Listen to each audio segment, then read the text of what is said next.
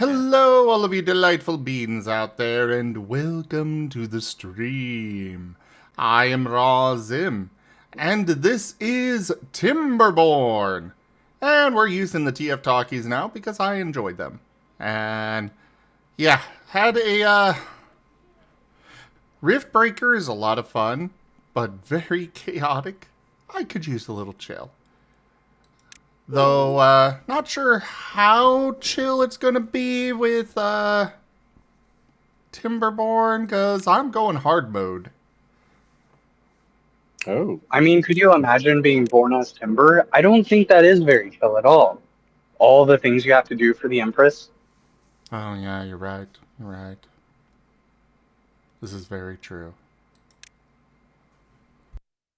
I feel I'm missing a step. I'm confused too.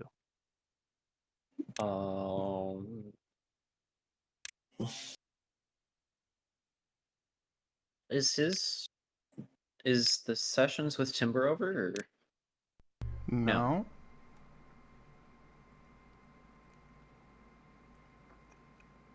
Thank you.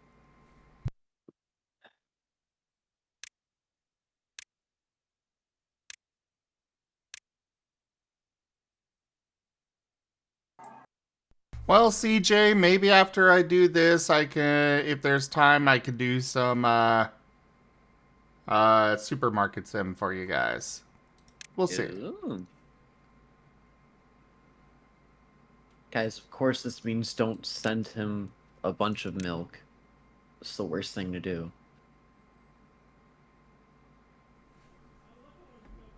Is that we need to send Zim milk? If you look down at crowd control, you can see the martyr of the milk wars. Yes, that's the reason why I'm bringing it up. Don't send the milk. I mean, Zim had a character die over milk, so do you really want to continue that?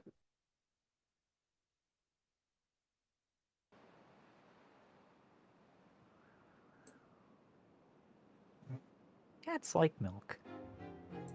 Meow. Actually, cats usually don't like milk. Well, they like milk. Milk doesn't like them.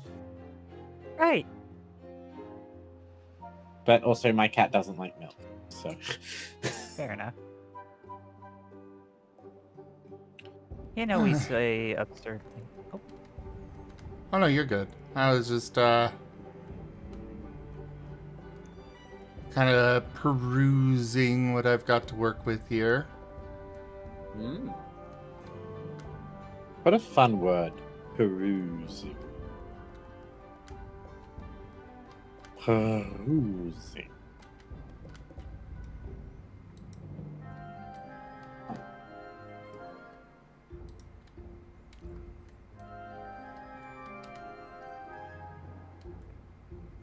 Yeah. This is gonna be an interesting map to, survive on.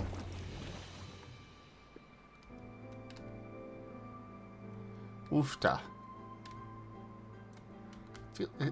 It's so small.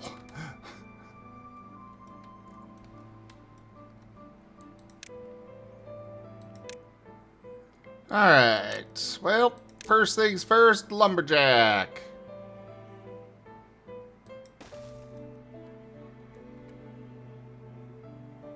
humble beginnings. Yep. And a gatherer flag.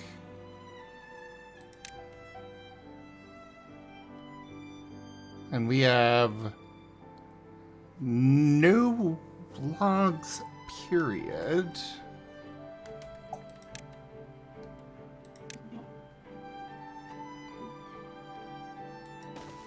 Oh. What's up? I decided to check out crowd control, like the list of games that they have. Okay. And I found a game that I definitely play, and I'm just thinking that's interesting.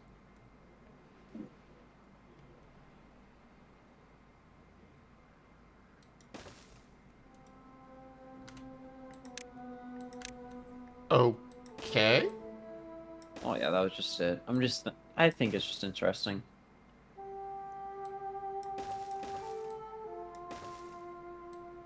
Would you like to elaborate, Brian, or just leave it vague?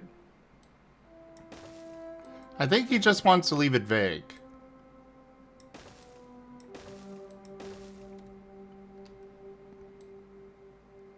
Oh, This it's is- one of those games then.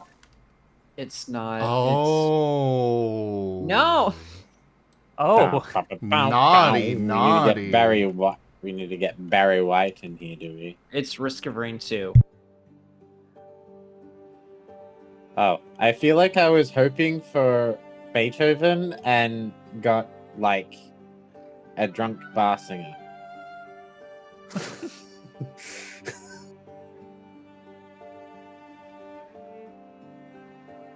But I like it. yeah, karaoke's good for the soul.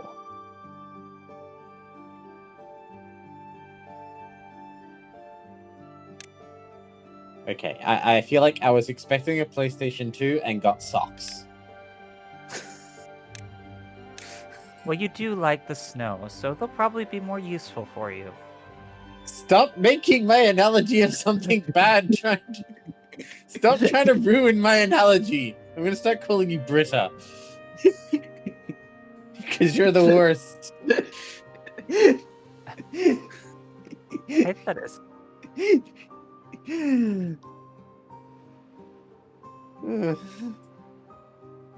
Oh. I can breathe again. Yay.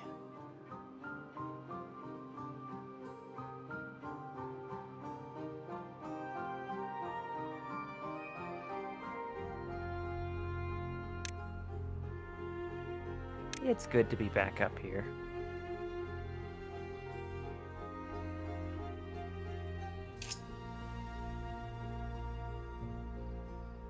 I missed you, Kuroy. I miss you too.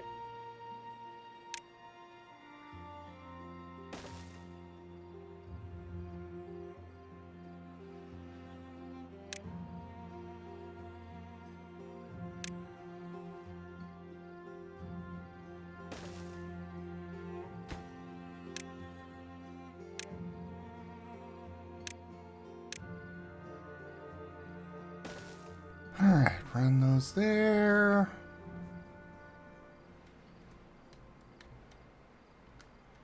Ah, right, we also need storage for the water. What the? Water? I do not believe you are really offering me water. I wasn't aware I was offering you anything.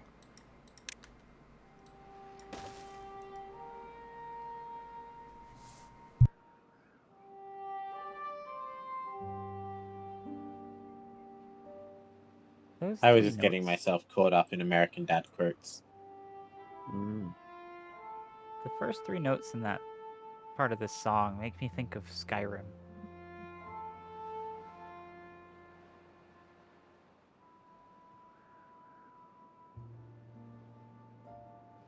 You can't induce the thought of music based on a single note. Dun.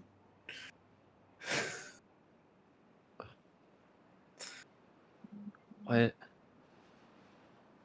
First key to Black Parade. Oh, Da da da da. no. Dun, dun, dun, dun. When I was a young boy, my father.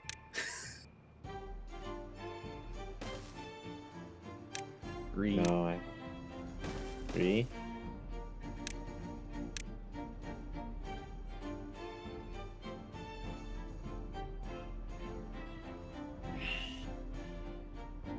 Well, of course everyone will remember the villain theme song for the protagonist. Huh? 4 notes. Zim sang 4 notes to the villain song for the protagonist. I didn't hear Zim sing notes. I'm sorry. Da da da da. Oh. Da, da, da, da, da, da, da, da, da. Yeah. Dun-dun-dun-dun-dun-dun-dun-dun. And if you automatically started singing it, you now owe me $10. Why do they have to owe you dollars? Is this like a banned song around here? No, it's because it's technically within the first 15 minutes, I guess. Oh?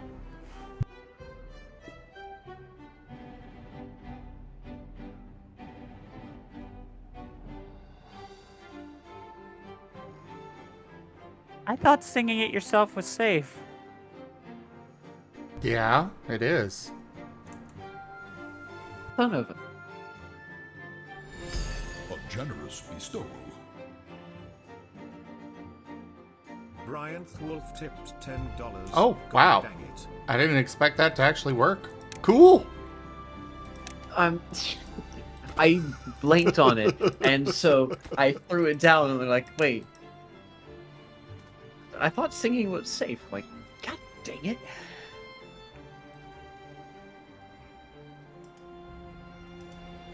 I just thought it was like an inside thing that the song was never to be sang. Because some people really got fed up with that song for a while.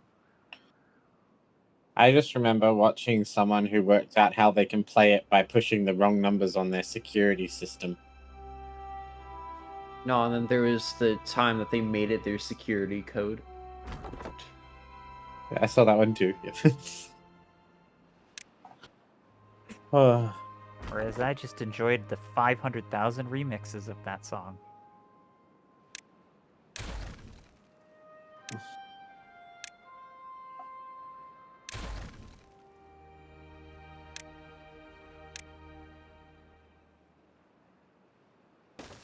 High energy video game music.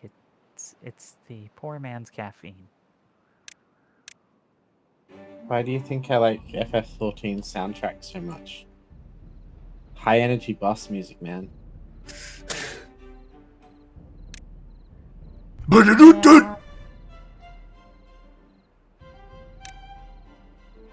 That, right? Dun dun ba-da-da-dun dun dun. That reminds me of one of the parody songs that was played. Because an artist was told to make a remix of that song so many times, so they made like a big, like, caricature of it. That was basically them beatboxing it.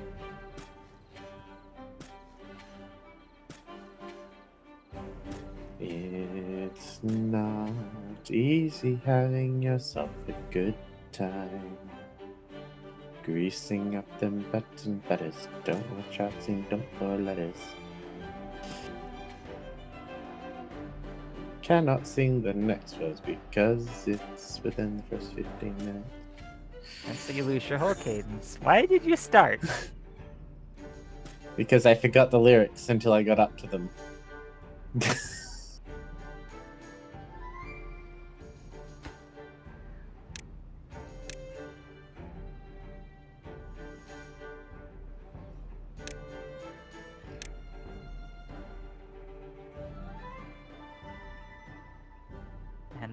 And I can't decide or if you make me laugh or cry. Oh, you'll probably go to heaven, so don't hang your head and cry. No wonder why. Oh no. You doubled the lyrics! Huh? I have no idea what's going on anymore. I doubled You the rhymed lyrics. Duke. You rhymed cry with cry. Also, why has nobody Why? TF'd me yet? Let's cry with why.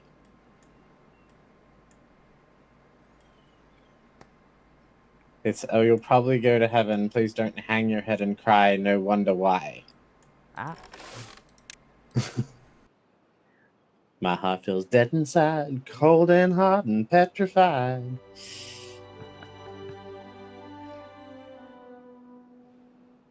Oh well.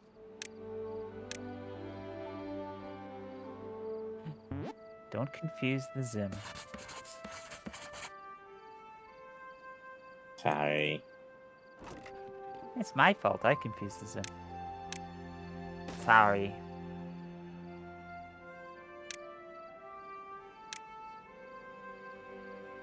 Oh, no longer a Dogo. What will they be now? What will chat decide to do? Oh, CJT98, you have all the power. What will you turn Zim into? Yeah, Dux isn't in chat, so you guys can actually TF me into other stuff. Oh yay! I mean, every time I try to turn you into a cat, it always gets snuffed. So I'm not turning you into a cat no more. But cat. I've got to gather my... Really? A drought already? You did pick hard mode. Oh, fudge. Why did I do this? Because you thought that Rift Breaker was too chaotic. Yeah. Well, I think it was you wanted chaos on your own terms.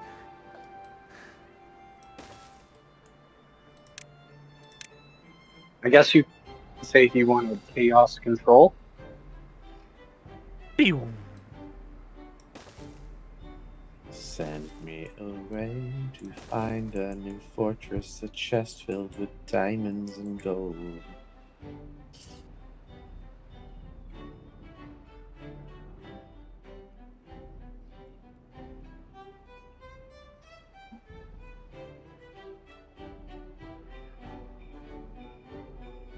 But I realized the most efficient use of my stream cards for the VTT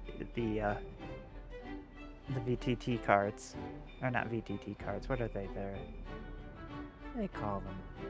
I'm gonna have to look. Am I The remembering the name? talkies or AMP pack cards. So I think of those as like just the generic chat ones, but there's actually a few hidden gems in like some of the other packs that we saw today. There's one that makes everyone voice act. Doesn't AMP stand for Avatars in Marten's pack? So you're saying Avatars in Marten's pack? No, it's avatars, Martens, and personalization. Ah. Hence, that's where the name a thing cards are. I was just about to.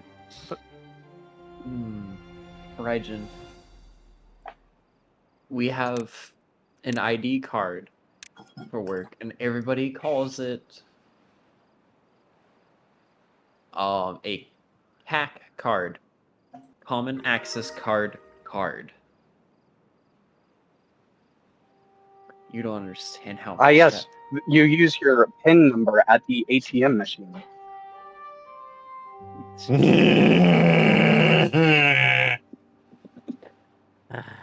You see how much we suffer. Yeah. The Department of Redundancy Department.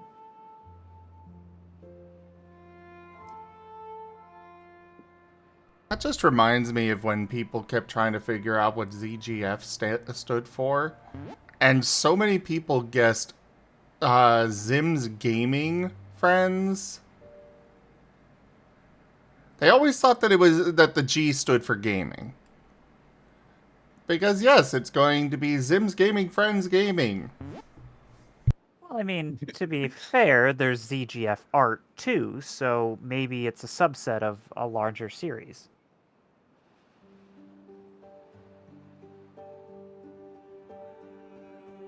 ZGF art. If you write that down, it says CG fart. I'm sorry. Poor Comet. Don't be. So Zim, about our domain website for ZGF art.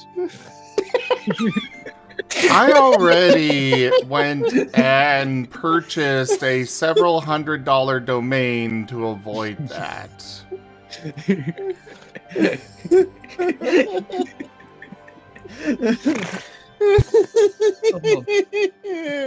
I'm sorry. Look at what you're doing. No, to you're us. And I thought I was the evil one. Oh, I mean, it was right there.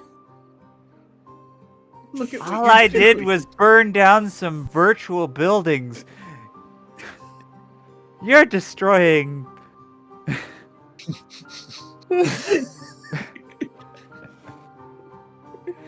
These are livelihoods. So we're locking Roy and Guru in a cage. They're in timeout now.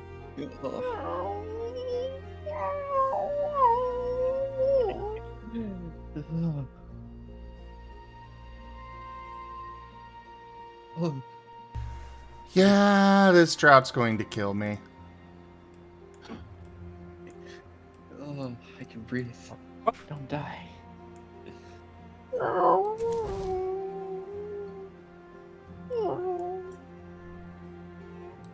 I ain't a good kitty. You're in this cage with me. I'll begin.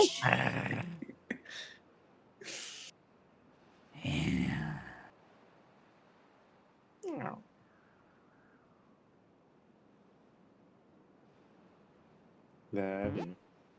I love you too, Kurai. It's a good time to practice my Sarn voice. Care?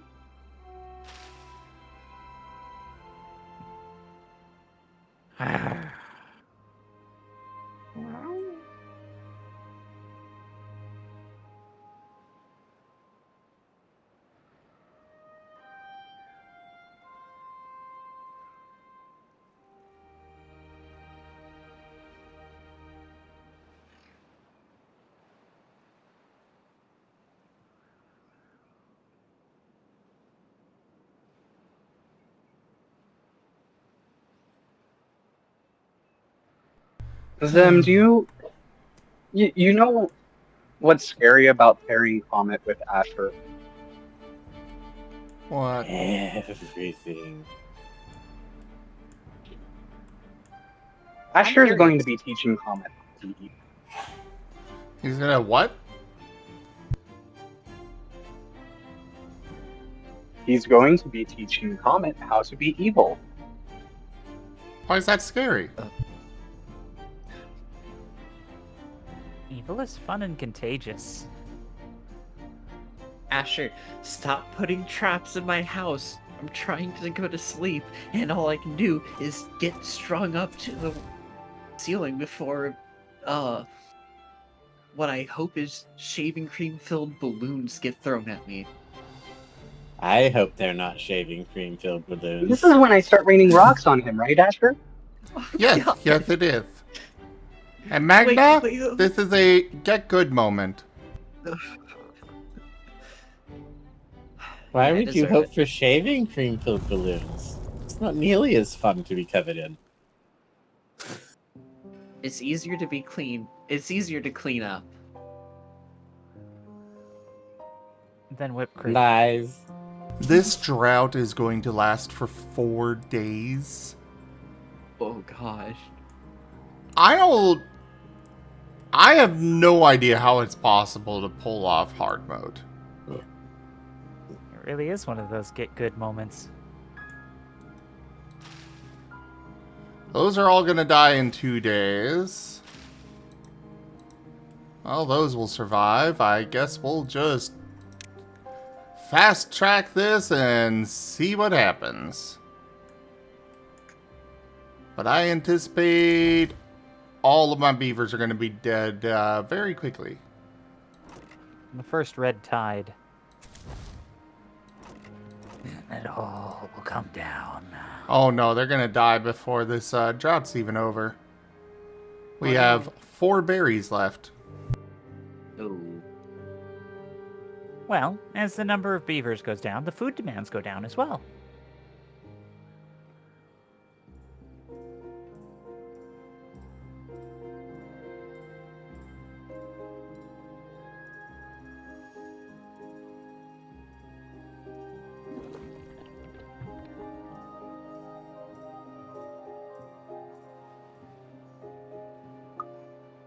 When the pumps run dry.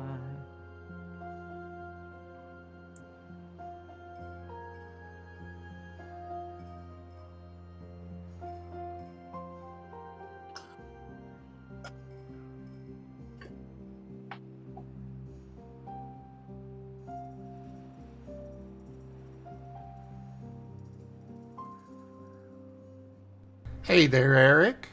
How you doing?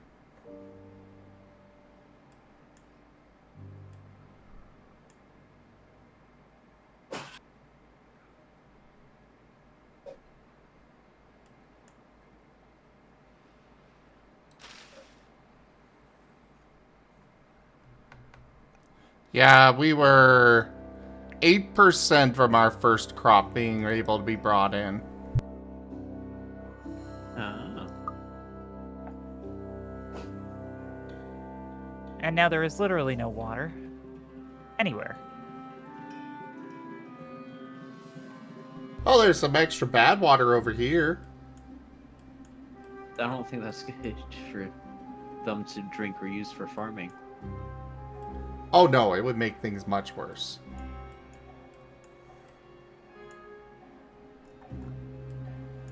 All of my crops are dead now. Oh no.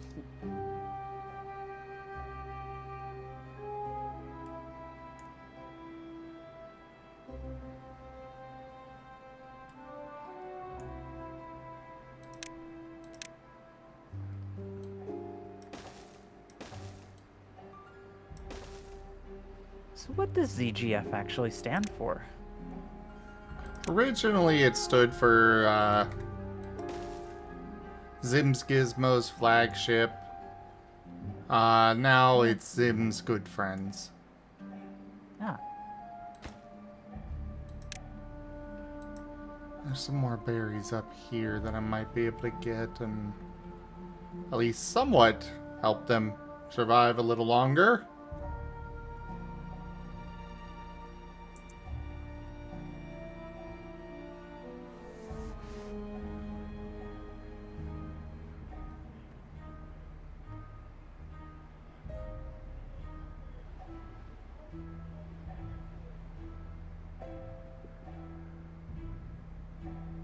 yeah, the berries being there is probably really good that they survived the droughts. It's probably a countermeasure for early games like this. Yeah. There's also berries on the other side of the road. Yeah, but getting over there is not easy.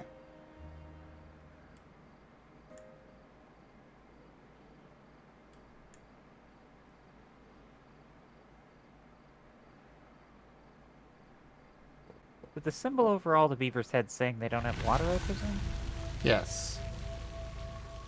Oh. Well, that'll be As fixed well soon. as they're hungry. That'll be fixed soon. The darkest thing that I can hear. Well, no, the drought ended. Oh, okay. Oh, there we go. Water. Unfortunately, it can take quite a while for food to be fixed. Well, no, the berries. You just harvest the berries and eat those. Yeah, yes. but they gotta regrow the berries and stuff.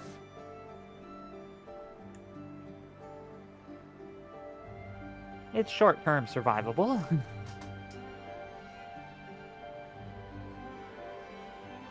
One of them has died of hunger.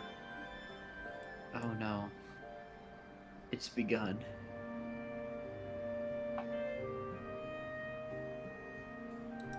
They are all famished. Oh, it's over? No, they're all famished.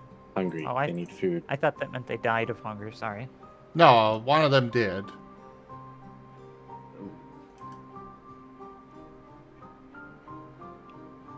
Another one has. If only they could eat the fallen. Now who's dark? Pragmatic! Carnivorous beavers? There goes another one, and another. And another one down, and another one down. Another one. Another one bites the dust. I mean, what's worse, that they all commit a minor act of beaver cannibalism, or they all die? I think you know their choice. Do they all die, or does some of them turn into beaver vampires?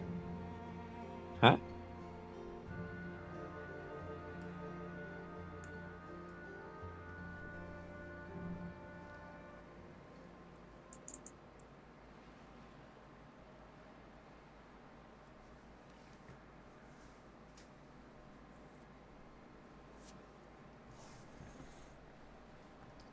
The cannibal isn't a I vampire. am down to 7 beavers. Furry was singing a song about 2 beavers, so he's still got a ways to go. As long as you have a male and a female left at the end of it, or a pregnant female, you're fine. 5 beavers. Oh no. They're going down. Get in there, Kurai.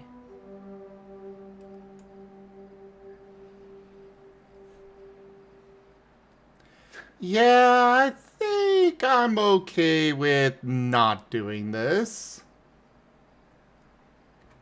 I think Relax we'll stream, he go says. back to medium. Or pick a more favorable map, maybe. I don't know. I think I've heard iron teeth are a bit easier at harder difficulties. Just because once you get the breeding vats going, you can at least just, you know, keep scumming people with berries as long as you have berries and water. Man, I'm so... Oh, look at those giant wells.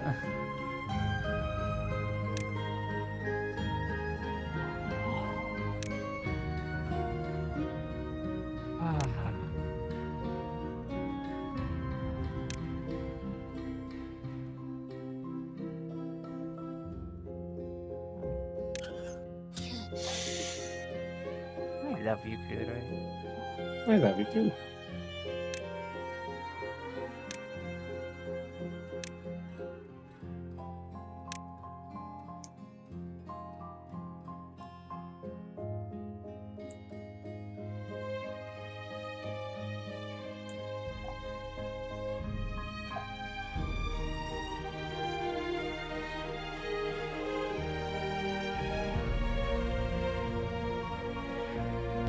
So for that, Vari, I would need planks. Because I would need to be able to build stairs down into the riverbed. And planks are somewhat complicated to set up. Oh, They're a mid-game thing because you have to get wood and then saw the wood into planks, which means you have to get power. So you have to How be did set you- up for it. how did they get up the hill, though? They got up a hill. Do you not need planks to go up a hill? There was a natural ramp up there. Oh, okay. There are little natural slopes here and there.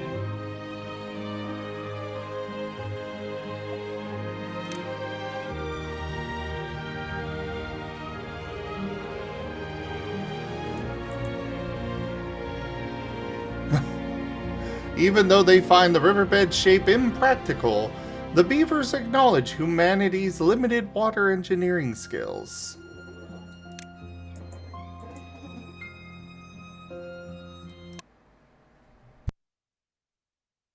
Ah, so the humans made this mountain. Apparently. Humans did make the problem. Oh, this isn't a problem. This is a spiral of water.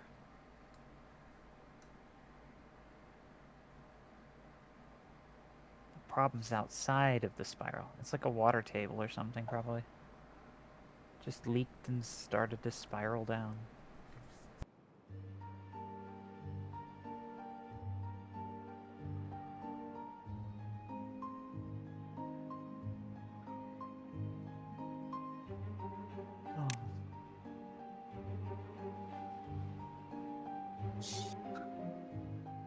Oh. Okay.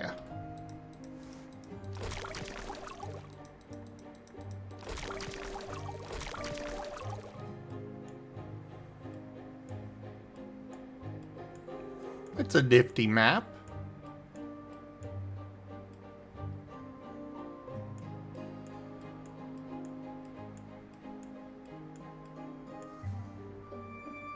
There are a lot of bad water sources.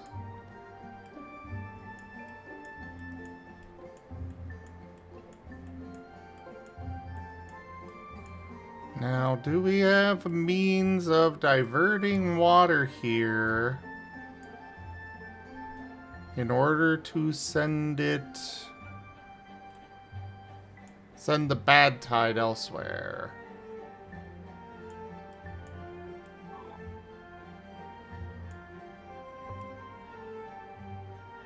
I think this is intended to be my, the spot where I send it elsewhere.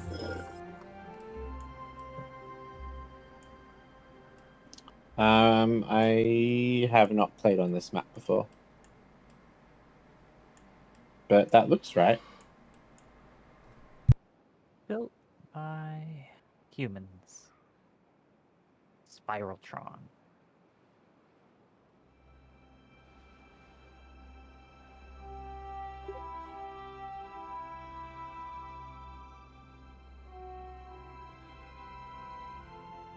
What's the time? Oh, it's bedtime for me. Yeah. No.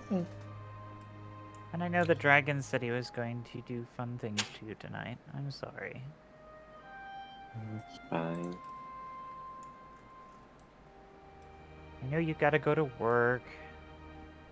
I actually don't have a shift tomorrow as far as I know, but I have to get up and Yeah. do a whole bunch of housework. So, See, you had to go to work.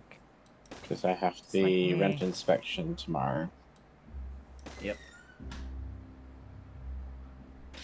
But wanna. And I don't want to do homework, but I got everything that was due for last week done today. I have a whole new set starting today, actually. And I gotta make sure that I have my Fridays cleared. Oh, And I got an right, IRL. for the. Yep, just in case. Gotta be on call. Yeah, sorry for that.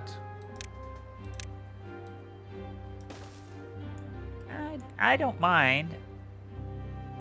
And I have like an IRL-ish tabletop with some IRL friends that I have once every 3 weeks on a Tuesday. And that's coming up, so it'll be a busier week.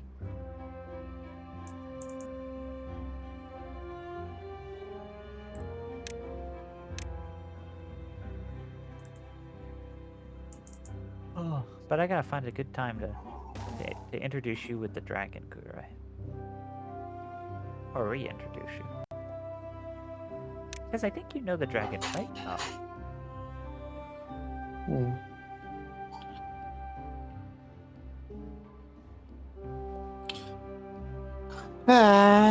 Okay, I have to go to sleep now. Okay, sleepy kitty. Sleep I'm well. sorry. Good night. Nighty-night. Kitty, soft kitty.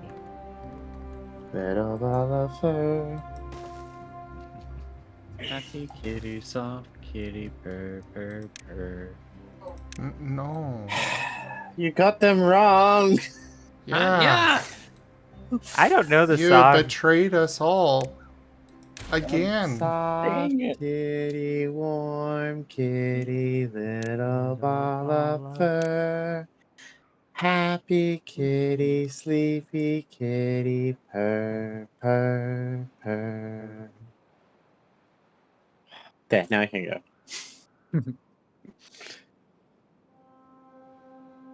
Night.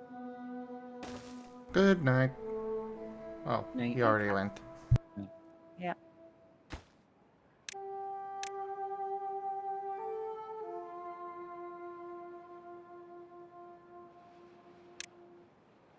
So what tabletop are you in, Magna? I was in a tabletop. It is over, actually. That would explain why I haven't really seen you much on that. Oh yeah, normally. So right now, because I am predicted, thanks to whoever's making the schedule, to be on the AM/PM shift one week, then night on the next week. Unless a campaign happens on like Saturday, I'm probably not going to be trying for a campaign because That's fair. of the insanity that happens with that scheduling. That's fair. I want to. Yeah, it's a lot of fun. I totally get that. But at the other hand, I probably will be happy to have done one. Maybe I'll do another in the future, but yeah, they are a big commitment, and I totally get that. Technically, I jumped into one before it ended, and then I was in one from beginning to end. So I guess I was in two, if anything. They're addictive. They're so good. I know. I got lucky. Basically, I was like the guy who's like in the right space at the right time because there was just a sudden cancellation, and I got to jump in and fill in. Mhm.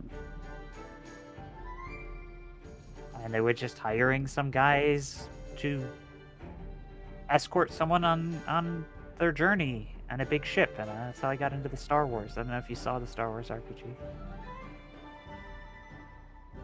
but it's fun. Zim's playing a very cool character with a little bot named Darth. I will be fair. I You saw. got the name right. Yeah. Purvis is a cool wolf.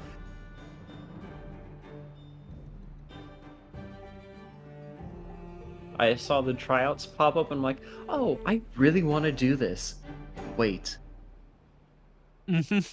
my work schedule will kill me. But Yeah. work first. It is very lucky that I wasn't, working with a rigid schedule at the time. Yeah. Even though it pains me to say this, I'm actually happy I didn't try out for the campaign. Because, what is it? I came back from work on Friday, ready to yeah, last week was like session 1, right? Yes. Yes, it was. Yeah, I had night shift, so I'm like, I can't do this during night shift, especially if there are people coming out. So, when you did your first one, how long did you have that you were studying how to do Scar? So, the first one. Which one are you considering the first one? The one I jumped in the middle of, or... Whichever one chronologically happened first. Okay, so... Kata Zeno.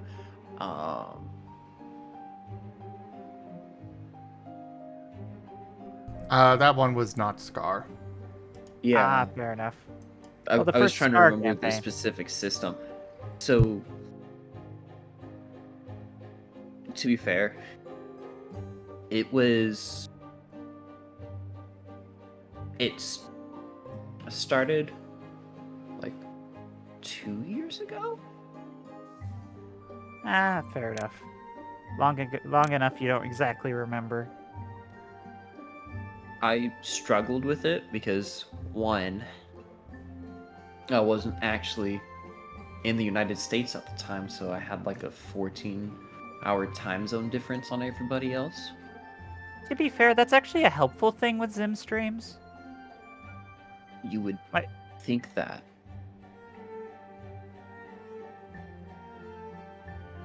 Zim streams end at like 3 to 4 in the morning, and they start usually past 5 or 6. So I kind of prefer that over here, to be fair, because back I was in South Korea. So over there, it ended roughly like at 2 p.m. Something around that over there. Early morning And streams. So, and usually the reason why I hated it was because I would always have mail to pick up after sessions on Saturday, and they closed at 1 p.m. 1300.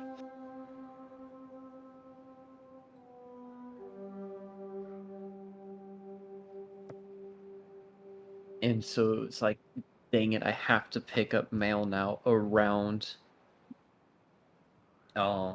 Monday, around my work schedule.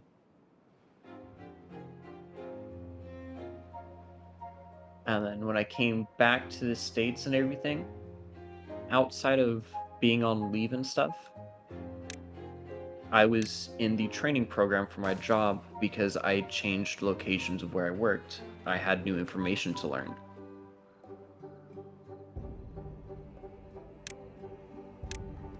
And that made it harder for me to keep up with the changes in SCAR because outside of actually being at work and everything, I wanted to study and make sure I knew my information. That's fair.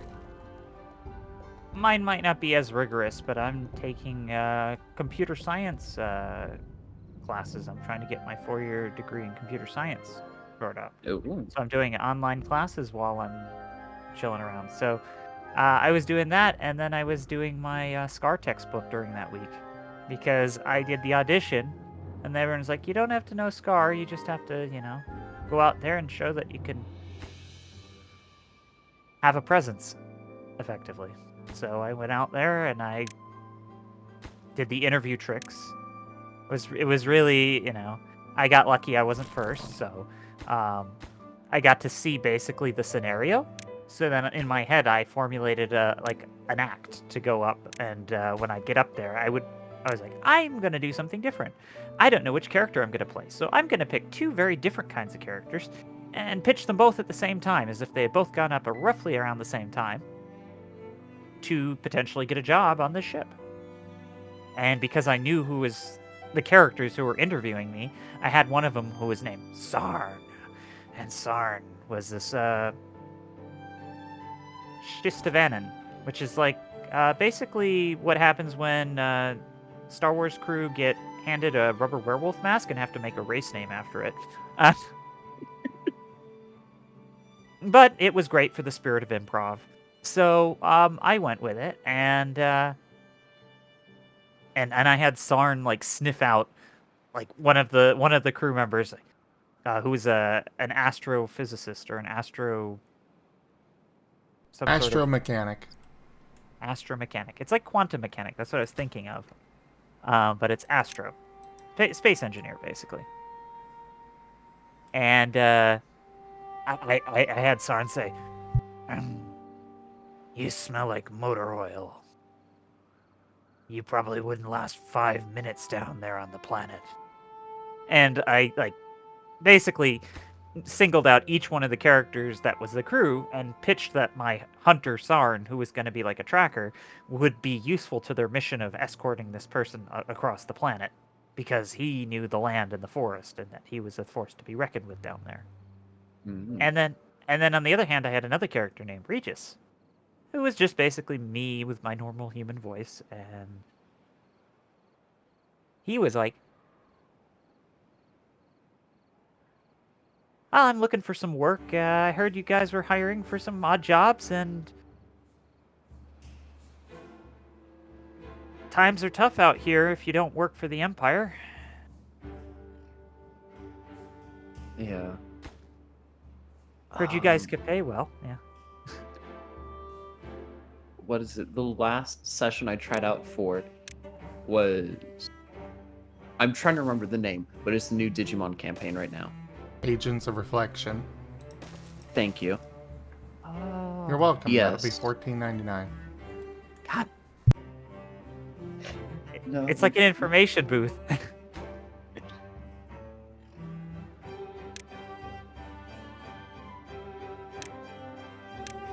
Yeah, I don't have much time to really pay attention to the sessions, as you can see, because work is driving me insane. And Most also people- because... Sorry. Yeah. Go ahead. I said most people call it Agents of Reflection, but I've started calling it like the clown elevator of doom. Yeah. It's fun. So there's a Digimon in there that's called Piedmon. But I'll talk about that after you tell me what you were saying. You don't have time to focus because of things going on. Because of work and everything. But what is it? The last session I tried out. Yeah, I tried out for Agents of Reflection. Mm-hmm. I, of course, didn't make it. I'm honestly kind of happy I didn't make it, knowing work schedule and everything right now. Kind of sucked in the moment. But the storyteller knew me personally because outside we have met in real person because I drove up to meet him. But also because I'm in 2 campaigns that he was doing that have stopped, of course, due to issues with characters and schedules. Sorry, not characters, players and work schedules. Okay. Which I didn't cause any issues to. But I'm trying to remember when this tryouts was because I know I missed the previous session due to work or me driving for leave. I'm just trying to remember which one it was. Was it during December? What are you on about? The You've trials kind for of lost Agents of me on what you're even Yeah. talking about. The trials for Agents of Reflections. I believe When that was it was, again? I believe that was December. Okay. I know why I missed Maddie's session then. It was because I was driving home. I missed it. My personal tryout was me using the character in that one campaign in order to solve an issue, and I just couldn't get it right.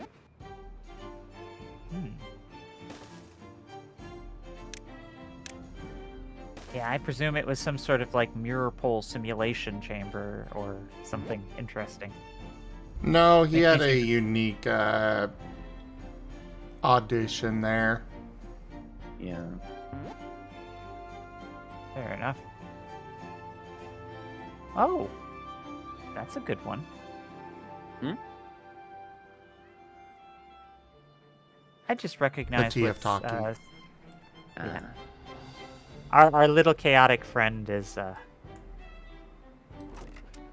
having fun with discovering the TFs. My brain's currently firing on like 15 different things because work this week and a whole bunch of other stuff. Dealing with work, of course. Yay. Mine's actually pretty much very minimalistically firing right now. I'm running on such sleep deprivation that I'm just letting the basic thoughts go through and none of the higher complicated like schoolwork stuff. It's part of the reason why I'm not working on work right now. I'm gonna start all that tomorrow after a lot of sleep. That's fair. But yeah, Agents of Reflection is fun because there's this clown called Piedmon in it, and if you get into it when you ever got into an elevator, apparently the Piedmon, it's a type of Digimon.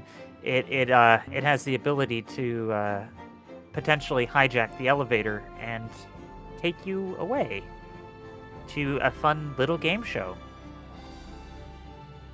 Oh no. And it gave me Danganronpa vibes. No. It's the elevator games. Or Count the Teeth. Oh god. 11037.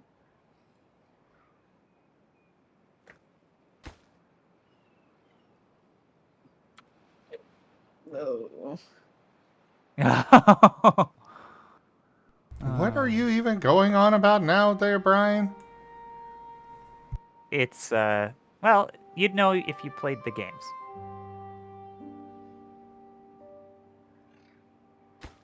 Danganronpa reference.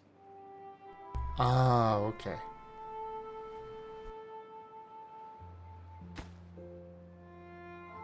So, Dot dot dot dot dot dot. Oh. Yes, Piedman has quite the punishment time. so if you remember, what is it? Leon, his photo when he's getting introduced for his ultimate talent or whatever, Mhm. how his hair is like buzz cut and everything. He had a better hair day than me when I was at basic. Well, I presume that's just bald, effectively. Yeah. He Yeah. he had hair, but I got Yeah. bald. Oh yeah, you get bald in real life. Yeah, that's a thing. Same thing with yeah. It's- Rajin cute doo doo doo doo doo doo. Rajin cute doo doo doo doo doo doo. Rajin cute doo doo doo doo doo doo. Rajin cute. Mwah. I mean, it is true. Comet is really cute. Raijin is cute. Mwah. Sorry, I tuned out for a bit. What, did I miss something important? No. Just Well, idle conversation.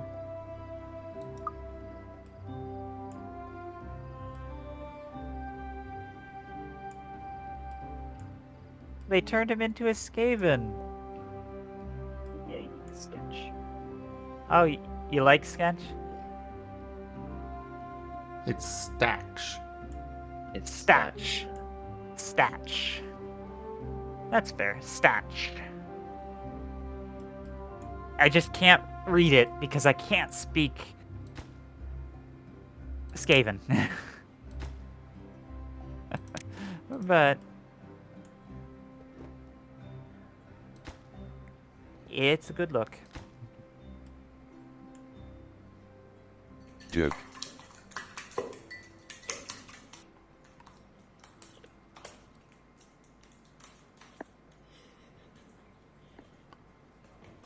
Look at the little Marten. He He's play in splashing the his water.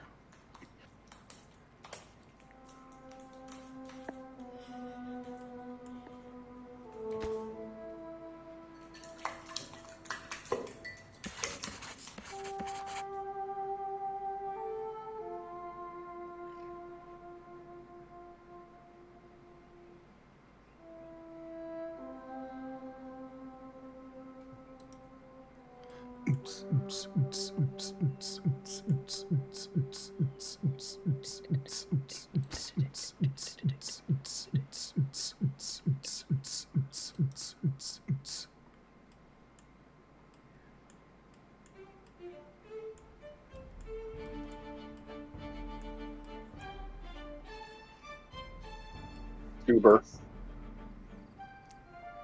What do you mean?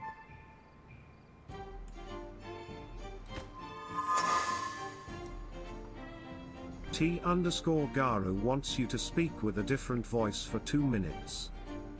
I suppose I could do that.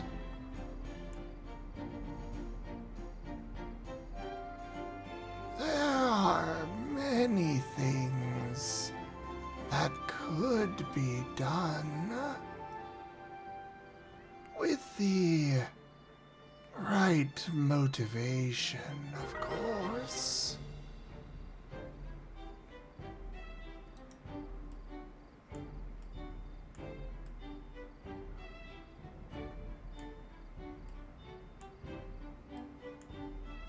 I require more logs, though.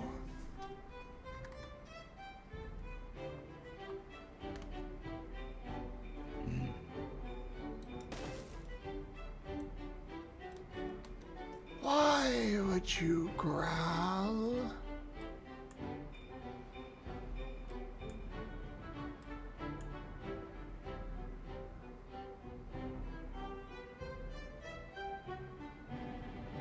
Because of how you're treating those poor creatures. What do you mean?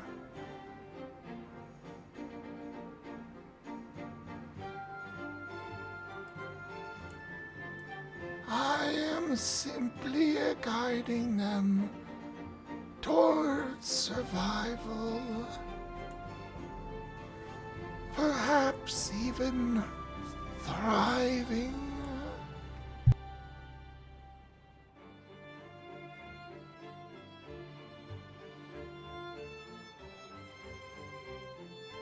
You call that thriving? Well, no, not yet. But we're just getting things started. All that running back and forth on the roads.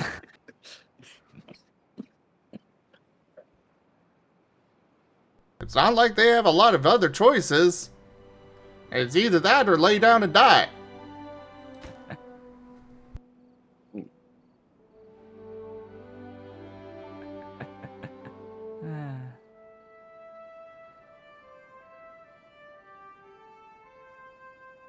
I tried CJT. But it appears it's beyond my powers. Tried what?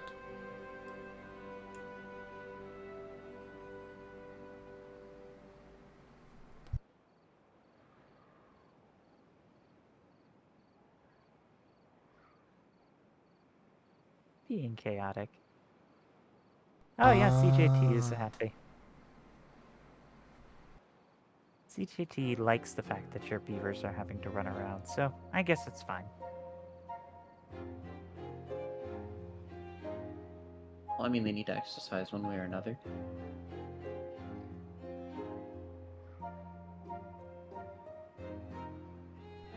Alright, so we got power. Let's get a lumber mill going. Wood. Forester. We don't have enough research yet. Fudge.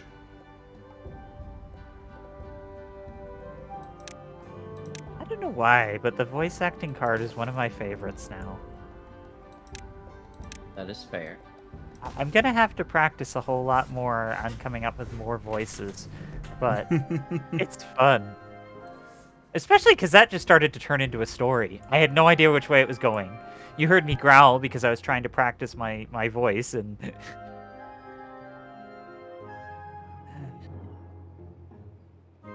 And I figured if you were going for the wizened old man, I could go for an easy one myself. Awesome. Right, Jin. Ah, Mwah.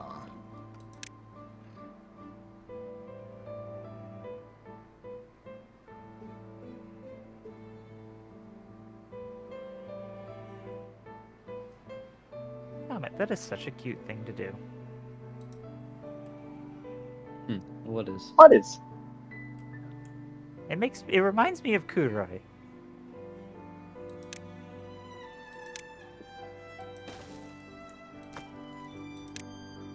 Oh, kissing? Just you being cute. Your BF on stream. It can't be right. I'm ferocious, not you. Wait, you're not the Ren and you're not Zim. So I guess you're not cute too? That seems confusing. I think you're cute. Well, there's I no am accounting. ferocious. There's no accounting for taste. Oh, I love tasty. Yeah, Magna is pretty tasty. No, no, no, no, no. What do you mean, no? I'm not getting eaten again. Not again. Oh? And on my friend, you don't have to shave them first. Oh, that's a good point.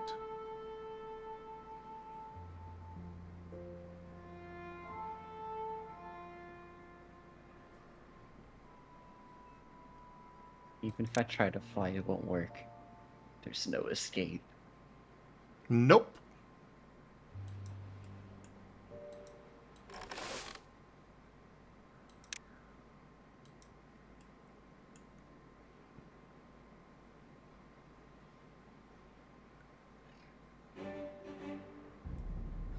You're trapped here with us. And true, CJ, he will betray us, yes. Again? Again. Even outside of the campaign, I betray myself at times. Oh, you betrayed them all in the campaign. That's Many fun. times. This is an interesting character already. I had no idea you were playing like a roguish archetype. It wasn't even the plan. To be fair, calling it betrayal is giving him a lot more credit than he deserves.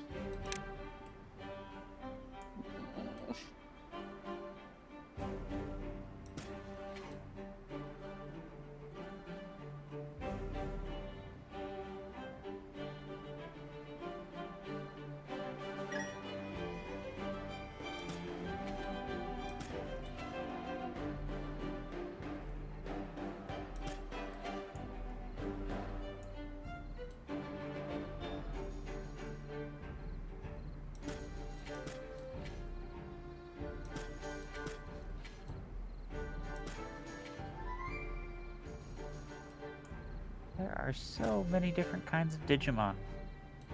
It almost seems like there's a lot more than the base 150 Pokemon. You mean 151?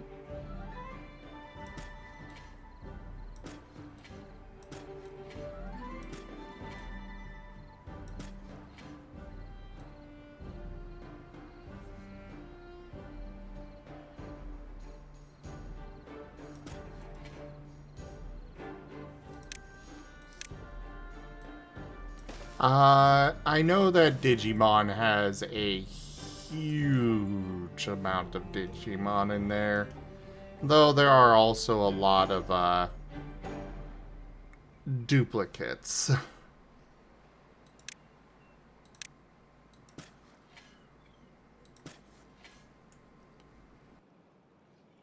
There's an Agumon that's just a bunch of Legos. Oh, Toy Agumon, yeah. Clear Agumon, yeah. I mean, it also doesn't help that Digimon's Pokemon is Agumon, with the number of times that it's appeared as the main partners. Digimon's Pokemon? Digimon's Pikachu. Like how Pokemon's mascot is Pikachu, Digimon's is Agumon. Apparently. Oh, you mean Pikachu? Good lord. Then there's just really, really exotic names like Death X Dorugoramon. And then Oh. there's just names that don't seem like they're trying, like Demon. Do you want lore real quickly about what Magnus Digimon is? The lore of Digimon? That sounds like it'll take a couple of days. No, just of Magna real quickly. Oh, it's This like a species. fusion, right? Like X meaning fusion, I presume? Mhm. It's like a hodgepodge of like 5 different Digimon, I guess. No. Magna okay. is...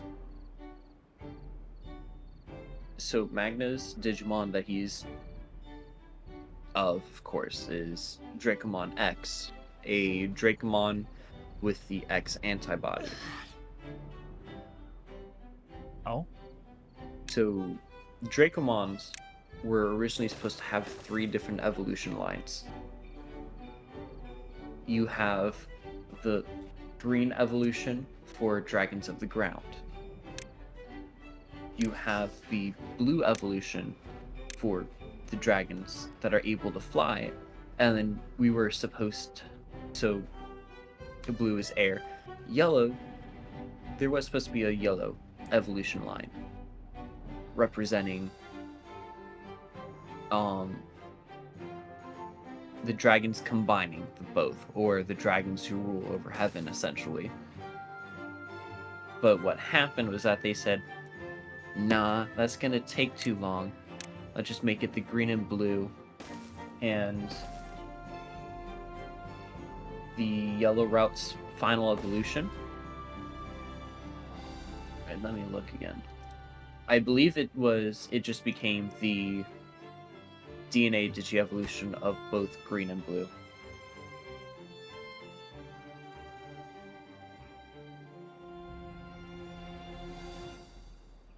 And Flemon kind of looks like a Hellboy reference.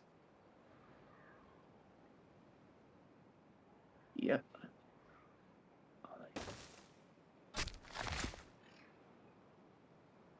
Some of these just remind me of like Dragon Quest enemies. Oh.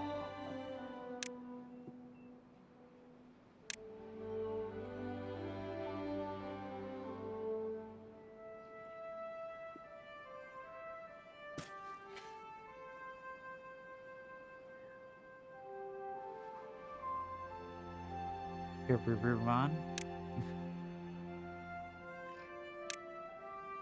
And then there's just Garurumon, which looks like a robot.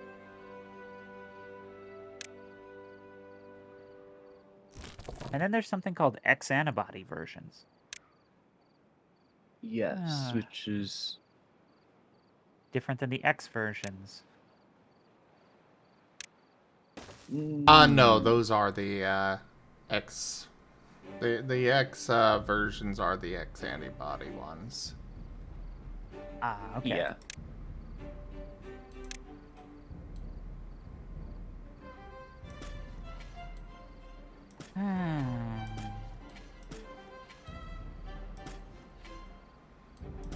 Oh, there's Grismon. Goodymon. I'm down through cheese.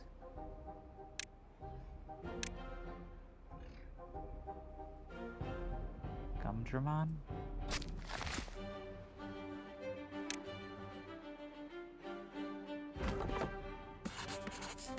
Oh my god. Yes, what can I do for you?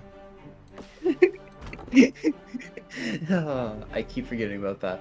But there's a Digimon that was a winning entry in the Digimon category of the second Digimon Web Art contest. It hasn't made an official appearance yet.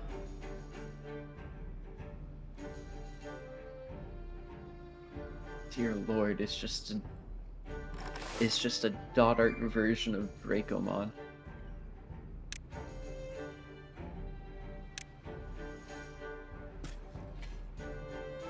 This. And I'm just skimming through looking for a purple Digimon with red horns.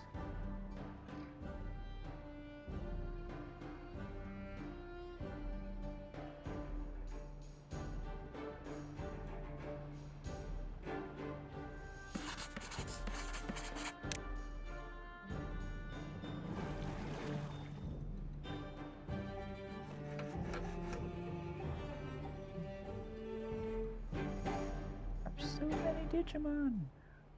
Yes. Yes, there are a lot of Digimon.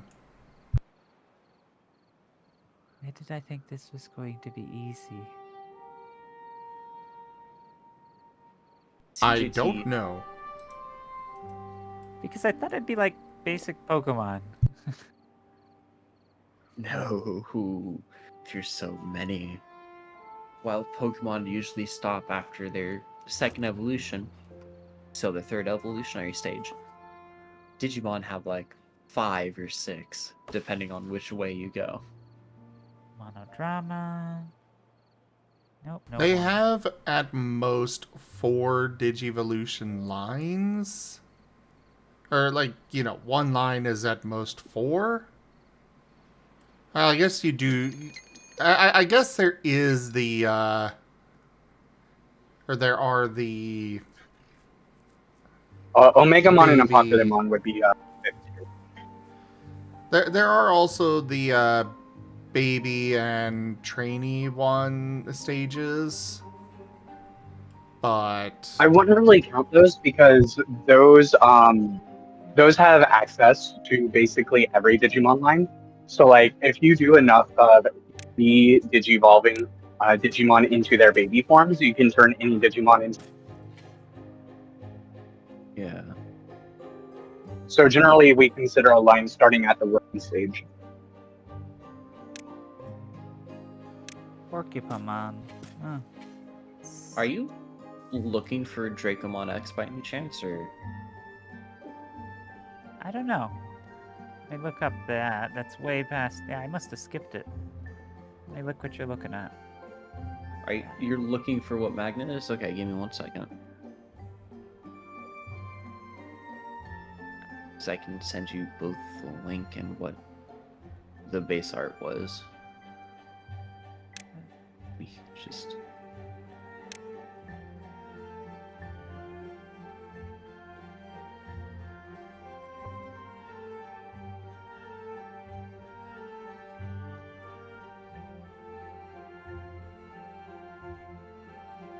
Doberman.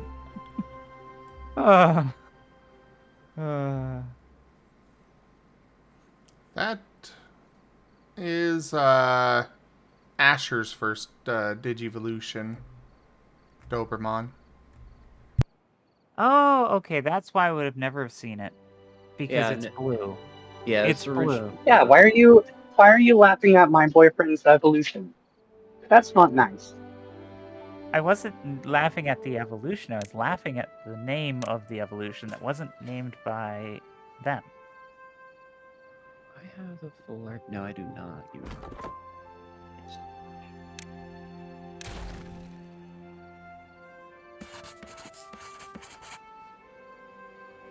And yes, I was trying to do my own homework. Long since past where it was relevant, but...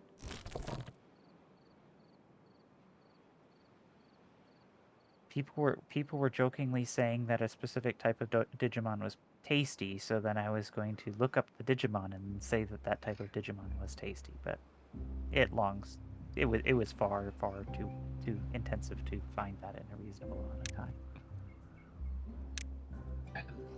Oh, you're looking for the one that's just literally a pile of poop.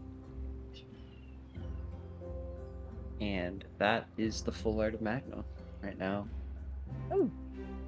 I'm currently waiting on the ref sheet right now. Yeah. Very cool. Sorry about that. It's all right. Very, very cool. I know He looks stuff gets terrified. Yeah, that was kind of the plan. I just... Why? I'm curious. Images tell a story, and you're telling a story. So, in the campaign, I'm trying to remember the whole premise real quickly because it's been a little bit. Was he a human at one point or something? No, we were just doing Digimon itself. Okay. Oh yeah, there's Burgermon. There's a lot of mods. Oh no! But why are you making... I'm trying to remember what Toshime's... A brioche. Why are you making me laugh at brioche? We're not making you do anything, you monster. Brioche was awesome. Brioche was awesome. It's terrible. He did a hell of a lot more than you did. Yes, he did. And he didn't Tell me stab us about- in the back either.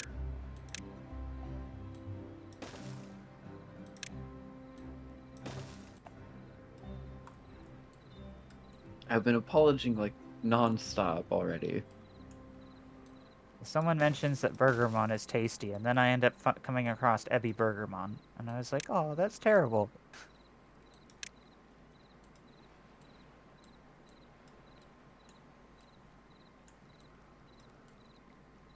But what happened that you betrayed everyone? Were you too scared and you like abandoned them to destruction? It's a complicated. Yeah, it is complicated. That's fair. My typical tactic of saying something that is topical bombastic and likely wrong in order to elicit a response of more detail is probably not going to cut it for that one. I think the easiest way to kind of explain it is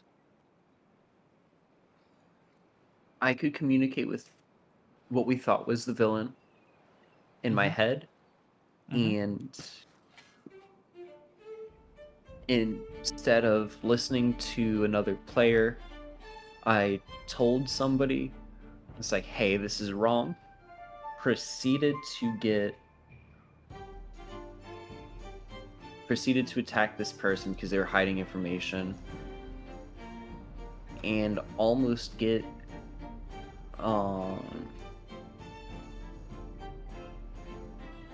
I almost died. Proceeded to get 2 players arrested, and then eventually got them broke out because I communicated, and then ended up just not doing stuff what other people said and getting us in a lot of trouble. Well, I can't exactly blame you for that. Sometimes you get lost in the sauce when you try and react to environmental situations in the way That is seems a all at the time. fascinating summarization. I tried you to had- do it quickly. I just imagine if someone was getting talked to by a magical clown in elevators, and then, they just start breaking electronics randomly or something. It could go bad, but Let me put it this at least way. you're mine. He wasn't even honest with us about needing a pen or pencil. Yeah. Oh, He lied to us to get a knife, planning to stab somebody, and probably getting us all in big trouble even more. Yeah. And it wouldn't be such a big deal if it were once, maybe twice, but no, it was over and over and over.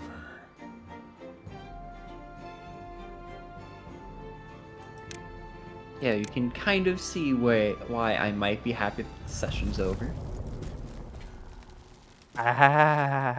yeah, I hear ya.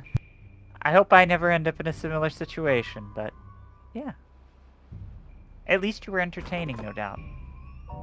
Okay, so from what I understand, given this particular perspective, there's a lot of extra stuff that was going on behind the scenes that the viewers didn't get to see.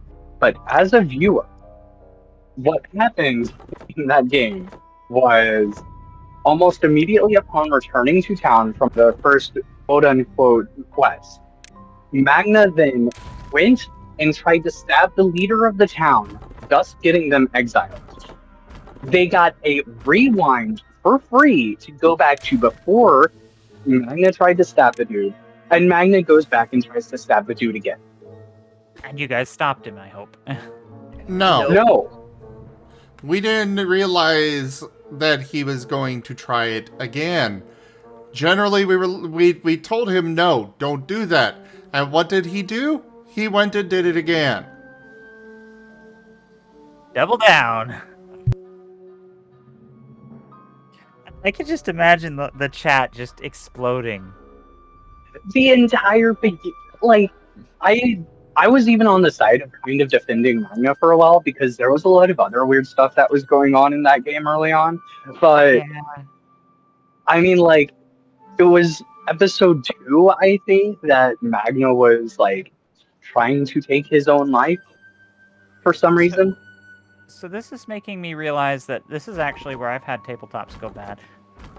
It might be a good idea to share your plans with your group outside of game, but not necessarily on stream, so they'll have at least a clue as to what might be going on that session. I don't know. Yeah, I will be 100% fair. I'm still kind of new to a lot of the campaigns and stuff. Oh, I'm actually asking this myself because I'm trying to think of situations that my character could end up in. And I'm like, if these end up seeming strange from the outside, then that might be disjarring. So I'm thinking, I mean, Maybe I should. Guru, do you think you're going to end up in a position where your character is going to lock themselves in a bathroom and try to take their own life? I will be fair. Not without, like, force magic being used on me to, like, make me do that. So I'm gonna be 100% fair right now. I got told because I could communicate with the villain apparently in my head. I'm like, hey, wait a second. I accidentally get him to help me because I started, according to everybody, turning blackened. And everybody's freaking out, causing me to freak out. And I'm like, hey, can you stop this? And I'm like, wait a second. Wait, you're this bad guy. Fuck, I gave you control of my body. I'm gonna take myself out so you can't do anything to harm my friends. And your best option was probably to immobilize yourself, not necessarily destroy yourself. There's not much that I could do in the bathroom, to be fair. And it didn't really matter anyway, because I got magic healed. Communicate with your allies and tell them that you might be subverted. Put your enemy in a tactically disadvantageous position so that your allies are surrounding them. Genuinely though, bro, like, you know that I very much want I did kind of defend him.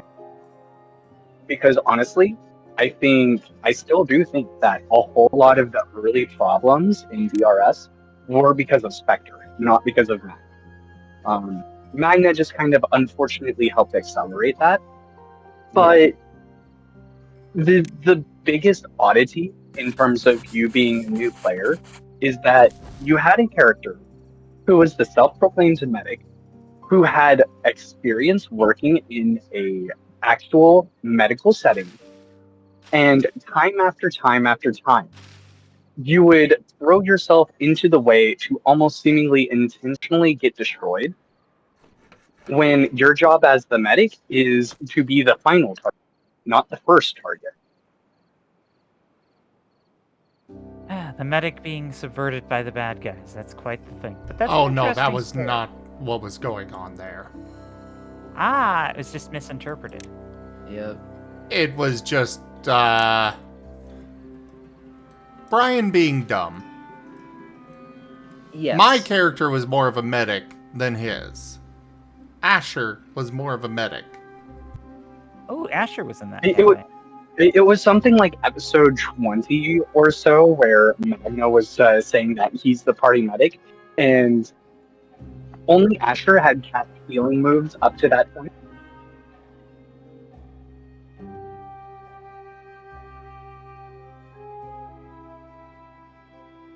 Yeah.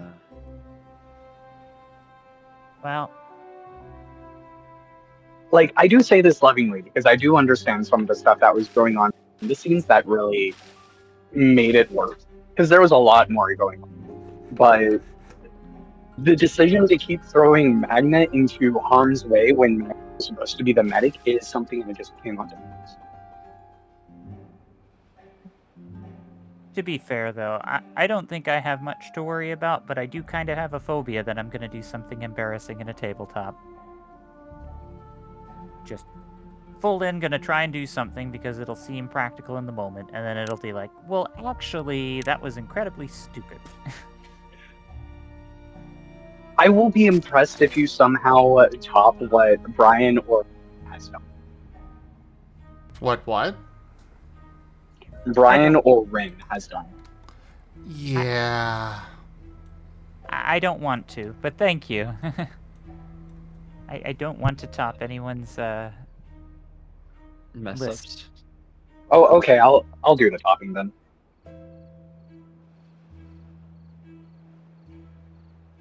Well, you might have topped Ren's experiences.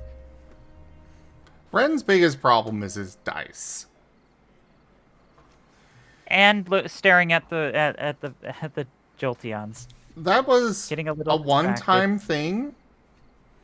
And let's see, not tying ourselves to the ship even though God tells us to. Yeah. Well, that was Or, not. That had the nothing to time do with where him being a medic.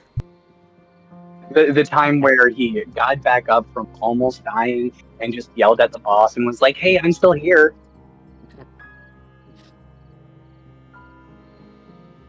Okay, fair. Me. I take back what I said. Red's pretty bad. I will 100% be fair though. Most of the time with what is it? When it came to sessions and everything, I'm over here in the corner trying not to scream my minds out before session because work's driving me insane. Even outside of it. Yeah, I mean, I don't hold anything against you, Brian, and I fully understand a lot of the mistakes. And there's a point where, like, if you get bogged down on a certain mindset with a character, it's so hard to. So, like, Good night, Ido. Night, Ido. Good night, Ido. Ido.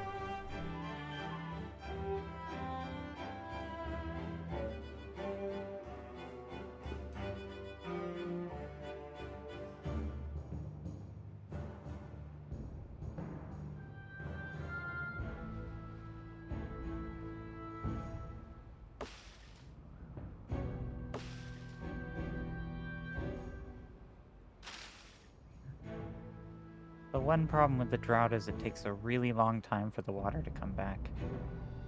At least on this map. You'll be able to fix that with dynamite later. Yes.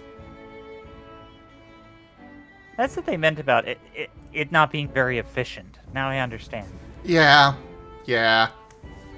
I thought it would be interesting, and now I'm realizing, oh my god, it's got to go through so many different spirals just to get back to me. Yeah. But I am working on some upgrades to alleviate that problem. Such as now unlocking levees.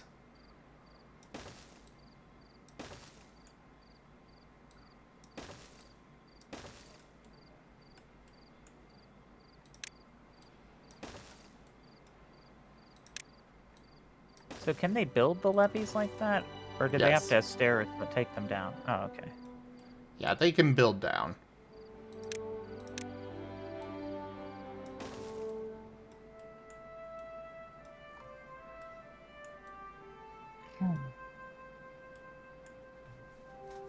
But this way, I'll be able to force the water to go up into this area, which will give watering to over this area.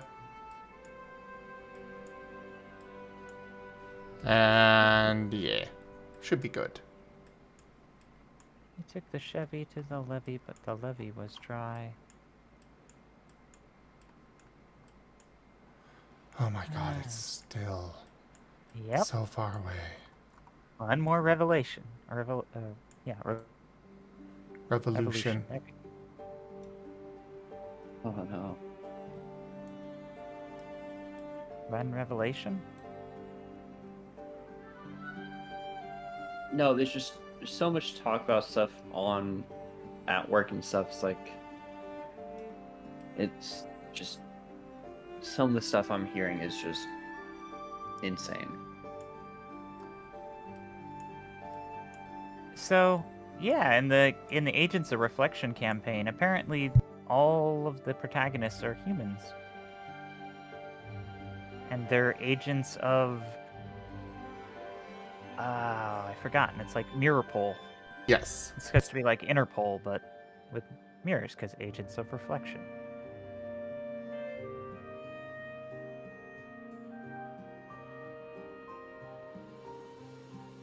And I'm not exactly sure if it's like they are bounded to like a pre-existing entity that was a Digimon, or if they somehow became Digimon. Because I came in... They were literally 2 granted weeks the ago. power to become Digimon.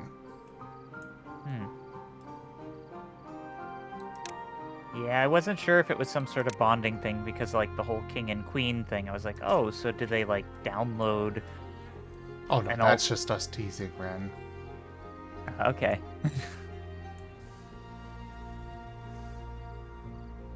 And I'm learning, like, oh, if you have a digiform and you fall asleep in it, you can do something called open a rift.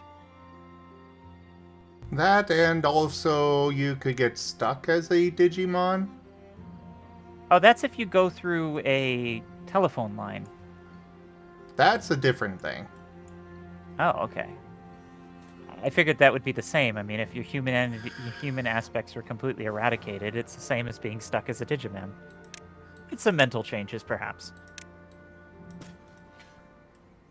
I don't know what that is all about yet. I'm We kind don't of know curious, what that's all about yet. but I would hate to have a character subjected to it just for science it, but I'm curious. Maybe if you can get that, like, Be Kind Rewind Angel to help you out. You could find out.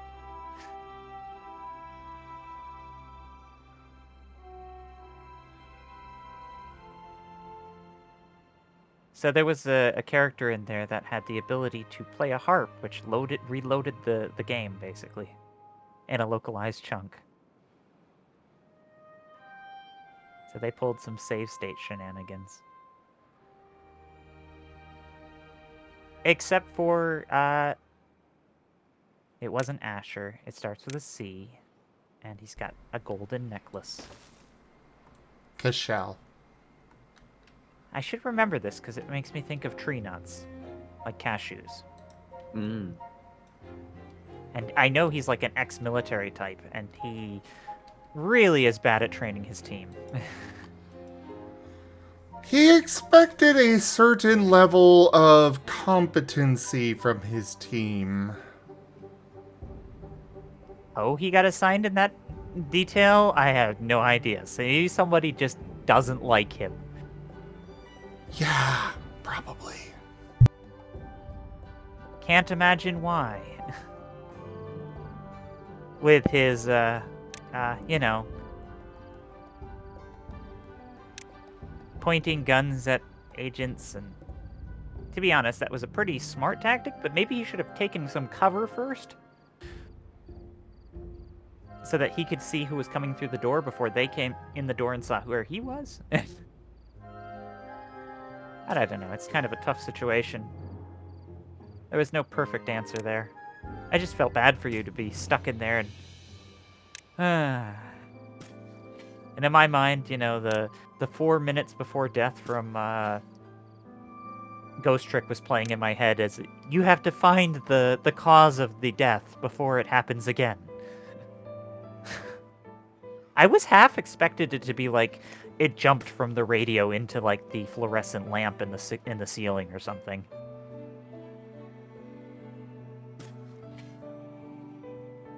Or some sort of twist with that. Even if not with that character, I thought maybe it would cause like a failsafe trigger where it would just cause a cascading series of unfortunate events that might result in the other two characters being endangered. My mind went to terrible places. Mm. But yeah, as far as the whole Danganronpa thing, there was this game show, and it was called Count the Teeth, and there was this giant clown face that was being dropped upon one of the characters named Sammy. And ironically, they were uniquely qualified for the job. But even the Piedmon didn't know this, as it was dropping this giant clawed clown face down on them every time they'd get a wrong answer to a question. So it was an interrogation tactic, so what it was doing was it actually didn't really care about the game show part. It was just trying to get specific question answered that it needed to know about how the world worked and about security protocols and blah, blah, blah, blah. So it was asking junk questions to add tension. And in Count the Teeth, the name of the game show, it asked how many teeth shark have. And then it turned out that the player who actually got asked those questions was an expert on sharks. And literally just was like, what kind of shark? Oh. CJ Cashel is actually high. He was actually a captain in the military. Not super high, but he was an officer. He got invited to Mirrorpool because of excellent service. And everyone else? Well, like Merle said, they were all civilians. It sounds very much like you got appointed to a department in Siberia if you're getting paired with civilians. Oh gosh. But thinking about it in the actual military term and everything, it's like you're the officer in charge of people joining basic. A drill sergeant? Or No. recruiter? So, no, there are actual captains and stuff for the companies and battalions and basic training. You're mainly in charge of, what is it, just the logistics side and stuff, while the drill sergeants handle the people going through basic. However, in case something major happens, if you emerge from the office and you have to talk to the trainees, usually it's never something good. Well, Because- these guys... Oh, go on. No. Because, like, if you pop out of nowhere, it means, one, somebody did something so wrong that you're about to chew the whole battalion out, and two, you're telling somebody that something major happened. You're probably telling a drill sergeant, hey, I need to talk to this trainee due to a potential family emergency. Thank God I haven't seen the second one, but I've only heard stories about it. But you have seen the first, which is scary. Fair enough. I've witnessed it.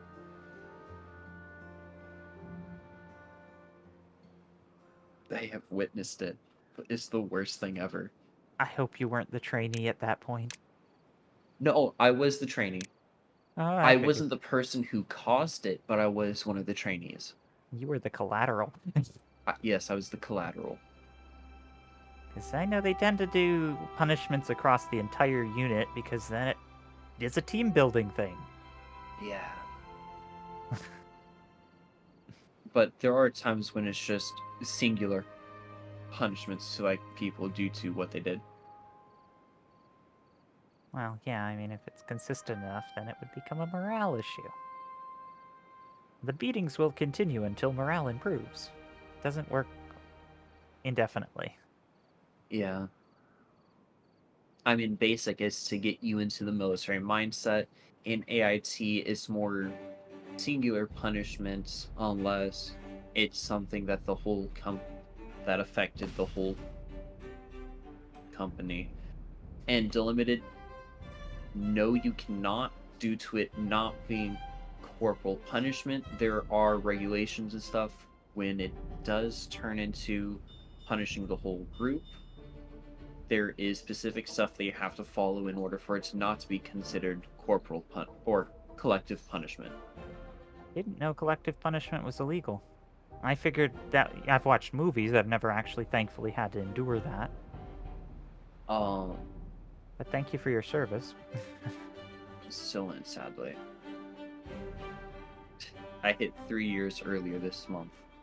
No, sorry, 3 years last month in service. But, like, in movies, they'd make them, like, all have to, like, run around the entire encampment the entire night. Oh yeah, no, that 100% is illegal. Oh. We can only do like 10 or 20 reps max of an exercise before swapping to something else. It's that it cannot the limitations, I believe, was it cannot reasonably cause damage to the person having the punishment dealt on them. For if it were, you're the one in the wrong, not the person having the punishment get applied to them. Yeah, that's the whole notion of that they're U.S. government property, and you have to make sure not to damage them. Yep.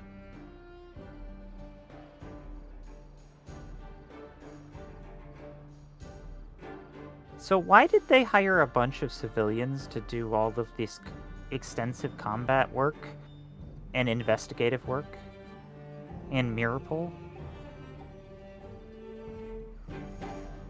No Is this one of the idea. things? Okay. I thought it was one of those, like, random people were gifted with this power and they were scooped up by this organization. Also, I have been stacked for almost an hour. TFB. Remembering path. The real answer is the solid chance that Matteo didn't expect someone to come in playing an actual military character. Yeah.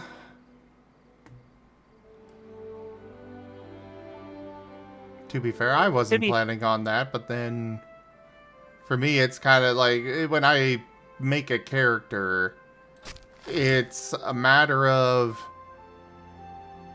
I let the character tell me who they are. And yeah, David does have police training. I think, wasn't David a detective? Oh, dang. See, like, I could imagine, like, certain roles that would fit well into, like, a concept like that. Like, Miracle. Okay, so you might want, you know, a military. A civilian police also could work, like a detective. Emergency responders, like firefighters, potentially, or things like that, you know, for rescue and civic, you know, like civic engineering is a useful thing in there's disastrous situations of whatever is going on in these worlds with rifts opening up.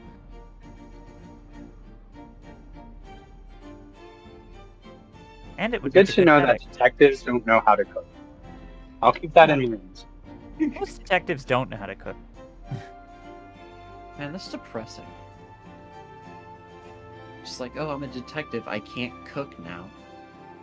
Well, they don't have time to learn how to cook. Their job is their life. That's why, like, in the detective noir movies, they're always lonely because their spouses leave them because they put the focus on the job over their own life. Yeah.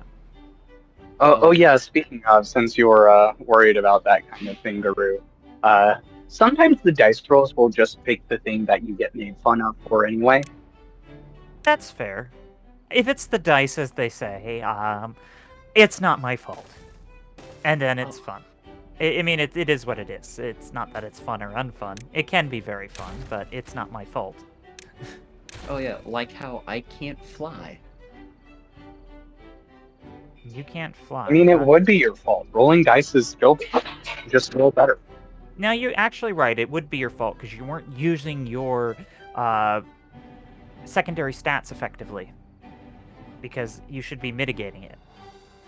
If you're not mitigating it properly when it matters, then you're making misplays. But sometimes misplays are entertaining, so it might be worth just taking the flub. I want to remind you. Yeah, so Marl should have blown all of his resources on that cooking check. There's, you get certain die every session. I don't know if that was the way it used to be, but I know you do get those boost dice every session, so if you don't use them, you lose them. Oh yeah, I don't think we had that back in... Yes, you did. We did? You did. Back then it was just soul and power. Oh, okay. And then towards the end, some of the others started getting introduced. But I don't think... I think it was just that Vigor was like towards the very end, and you guys weren't really doing very much rolling on the last couple of sessions. Yeah. It was really, unless we were in combat, we weren't really rolling due to a lot of different stuff. Yeah. Players now have like 4 mechanisms to deal with bad rolls, and a 5th mechanism to deal with enemy good rolls. So it's very much you can leverage what you want to fail on within reason, which I think is a kind of cool thing. It's kind of, and now on top of that, there may be even more for the campaign we're in, but abusing that system could result in Darth Vader killing everyone. So let's not do that. But yeah, you have the vigor boost, and you have the vigor overcharge. I'm actually saying them wrong, I'm sure. And then there's the other one, which is the Soul boost? soul is the primary stat. It's the two secondary Willpower stats. overcome. Willpower overcome and vigor overcharge. Vigor overcharge makes you reduce the difficulty of a roll by 1, or it lets you make it so that dice explode at 1 less number. So instead of exploding on 10s, you can make it 9s and 10s. Or instead of success on 7s, you can make it success on 6s, which is incredibly powerful. The other one, the willpower overcome, is really powerful because it lets you mulligan a roll. If a roll is just flat 1s across the board, it's not worth saving. Willpower it. So those are your like your bleach and your like chlorine kind of. This needs to be wiped or reset, or this needs to. It's your nitrous oxide and your bottle of bleach. Extreme chemicals for extreme situations. Then you have the more neutral. You have things that don't actually tax your system. See, if you use those, you take on exhaustion points, and you don't want to take on more than 4 in a session, because then you start taking debuffs. But there may be situations where you may need to do that. But thankfully, it's very difficult to physically do that at lower levels because you won't actually have enough points to exhaust yourself to that extent. Actually, you can make moves and such to give yourself exhaustion if you need extra oomph from that move. Oh. I'm not familiar with that mechanic because I'm not force sensitive, so I don't know about making moves. But that apparently is a thing, so yeah, you can definitely overclock even more. But there's also this thing that's completely safe and it's completely usable, and it's called boost dice. And you get a set of boost dice every session based off of some core stats. And if you don't use them, the next session you're not getting any extra. So you might as well use them on rolls that are suboptimal. Now, the real thing for me that I haven't mastered yet is learning how far a session has gone along to like eyeball it to know, okay, things are starting to wind down, I should start using these. Because it's very easy to fall into the too good to use syndrome, because, oh, that's a 4. And I may have gotten like 3 or 4 dice that didn't give me anything, but statistically, if I did it, I could get a 5, 6, or 7, or higher. Or approximately 10% chance of getting worse, but yeah. The thing is, if you don't know that, you might not, like, if you don't know how far along things have gone in your head yet, you might think, oh, it might not be a bit important enough a roll to use this on, because what if I have to make 5 more rolls after this? So that's something I've got to learn when I'm playing, because I've only ever done 1 session yet, and I'm going to have to get better at like mentally being aware of how far things have gone along so that I will use my dice a little bit more often, because that's how you excel. Yeah, or at least So, I just remembered I have this card. The Magnet joke has gone far on. Oh? Montaron, I never loved you. Brian of Wolf is crying because Magna betrayed everyone.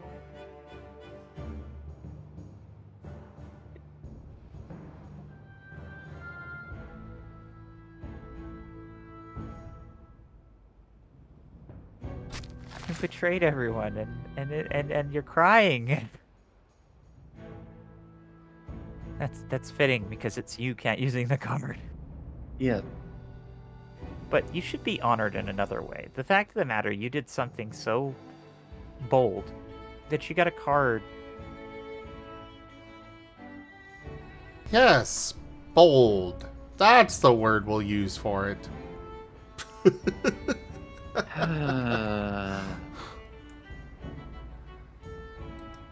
It was bold. It was other things too, but one of the qualifiers was bold.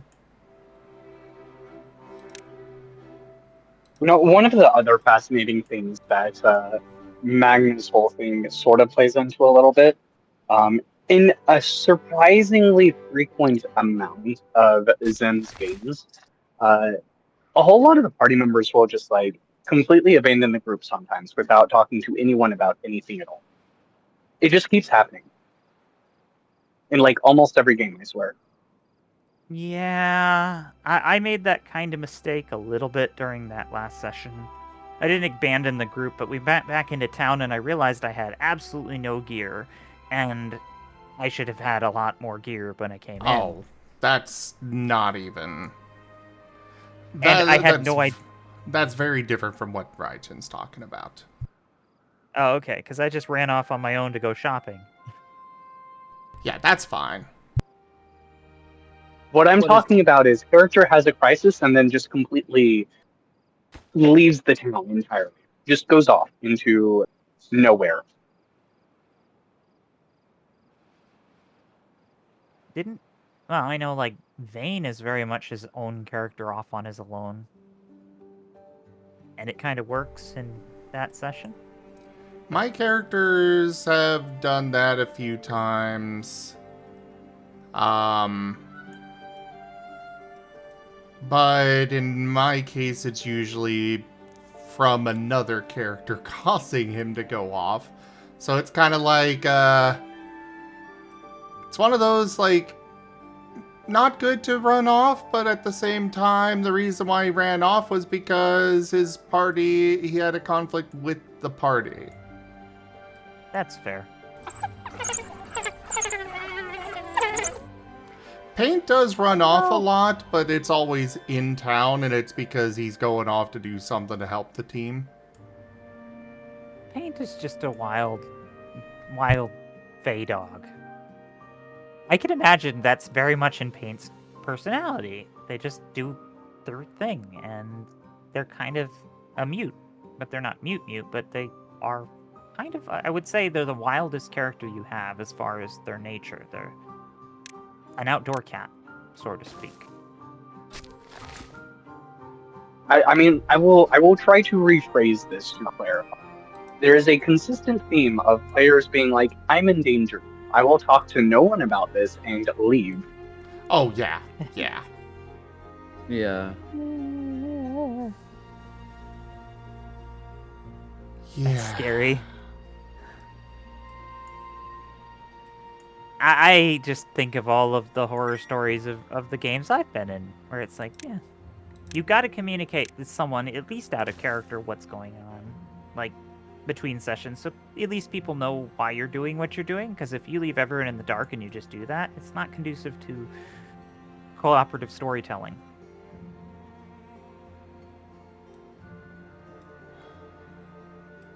I am having a hell of a time with this cliff.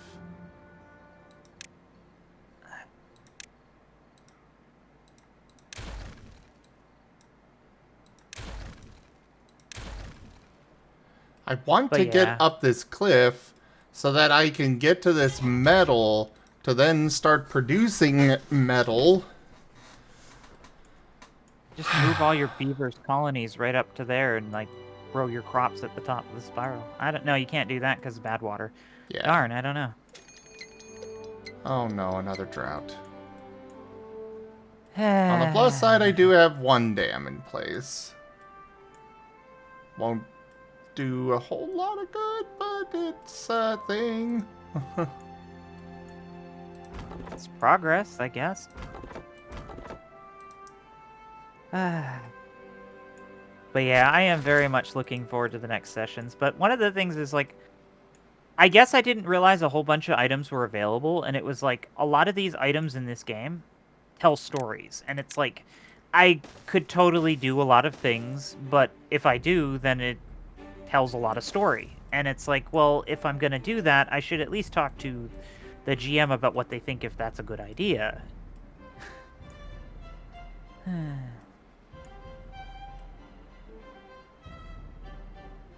Because I kind of came up with a neat headcanon reason for why my character had no gear. To kind of compensate for the notion that I had no gear. And it kind of made sense, and it just fit together. It's almost like he just dumped everything he had before he came onto this adventure. But yes. Dumping everything in order to join people. Nice. Yeah. Well, he's a bit of a wanderer. He's been around, he's done a lot of odd jobs, he's very much of a traveler.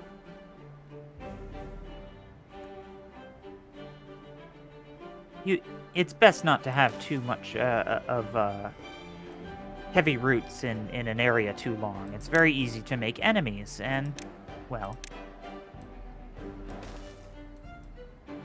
it's not fun to have to look over your shoulder every day. Yeah. And I guess that's why he's going to have to find a reason to have roots really quickly, because he would totally have to have a reason to... Well, he does right now. He does. I'm just afraid of the doomsday scenario of, like, oh, this big villain has decided to make it his decree to hunt down and destroy all of these people in this faction that is our party. And my character's like, oh, well, it was nice knowing you guys. But, yeah, that's what I don't want to happen. I don't want my character ever have a situation where that's reasonable. So I'm gonna have to think about some things. But right now he's got his reasons, so he's gonna be sticking around until he gets what he's hoping to get. Okay, is it too much to ask for people to know the difference between a collar and a leash and a reflective collar, instead of just plugging 3 items on the same hook? It would be really nice. Searching only one thing up just because I've never actually seen one. It's high visibility, I presume. Oh, wait. Okay, nope, I understand all 3 now. Okay. Yep, I didn't know the context at first either, and then it all made sense. Raijin is an artist. No, this is Raijin being at work and dealing with dumb coworkers. Oh. I mean... That put things in weird spots. The hooks that we put the collars and leashes on, or in the pets department, are not long. They're like 4 inches long or something. It's not designed to hold very many units at a time, because we have a huge selection. It's only supposed to hold like 4 or 5. So there's this hook for solid blue collars. I've got the blue collars, and then behind it were the reflective blue collars that have bone patterns on them. And then behind that were the leashes that were supposed to be somewhere else entirely and was completely out. So I wonder how many times we scanned that out item and told the system, hey, we don't have it. And now suddenly the system thinks that we have less leashes than we actually do. I'm just shutting up before I say something I'll regret. So when I first heard it, I totally thought it was just someone who was getting like a comm, and they just were very unspecific with their reference. There, I said something. Anyways. No, it's too late. I brought it up. I have to say it now. Great. I want one of those collars, the reflective one with bones. You probably want... Oh, you want a bone, Brian? I was saying the collar, the one you're saying, the reflective ones. You want to get a furry grade one, though, otherwise they chafe. Yeah, I know. But it's like, I searched up reflective collar because I've never really seen one. No, it's just the PT belt that we have to wear whenever we're doing PT at night and we're running. Just shrunken and everything, just around, just as a collar. Yes. I know, Raijin. Yeah, no, that's... I do want one. Raijin, I think you're getting Brian worked up. I take that That's back. not You are much of a victory. definitely getting him worked up. All I have to do is mention Squirrel's paws. Oh? Well, I mean, he could just look where his talkie is. No, I know. I planned that a while ago. I planned it.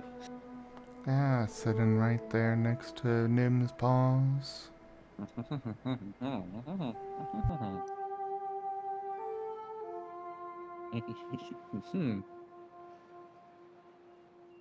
Those are actually some of the highest fidelity paws that Zim has on his talkies. I will say that. Aw, saved by the villains. No, I personally turned him into Nim because 2 characters I majorly sim for that are Zims are Nim and Squirrel. Squirrel. Specifically, the big Squirrel is good. evolved squirrel. Yeah, Lucario squirrel. Yes, Lucario squirrel. I didn't even know what a Riolu was before I got onto this stream stuff. I only thought there was Lucario, and that was all there was.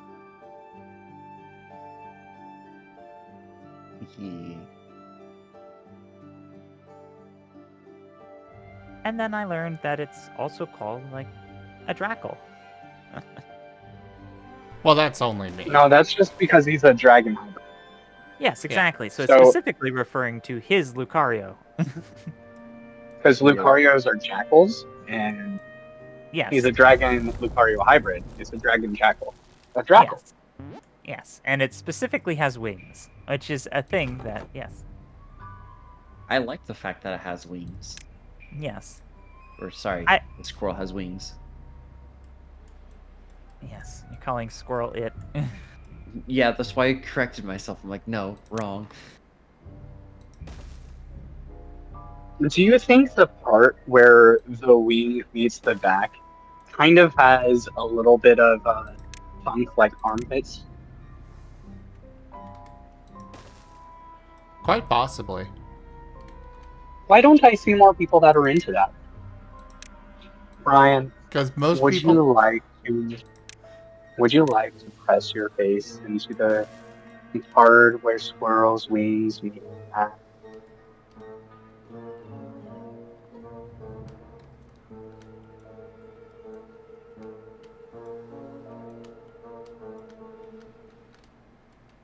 And what were you saying, Zim?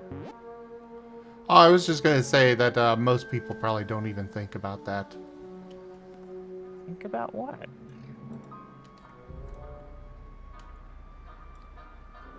I love the smirk. The wing pit. It's just a knowing smirk there. I love the expressions in the mid-TFs. You know. Know what, Brian? No, just loving the expressions and everything.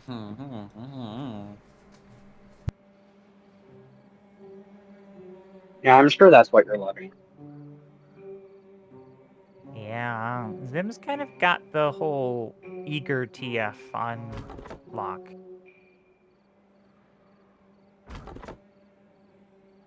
All his characters are always so eager to be TF'd.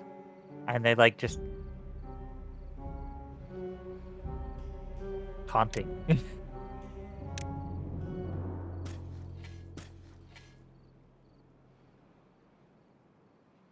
It's very good.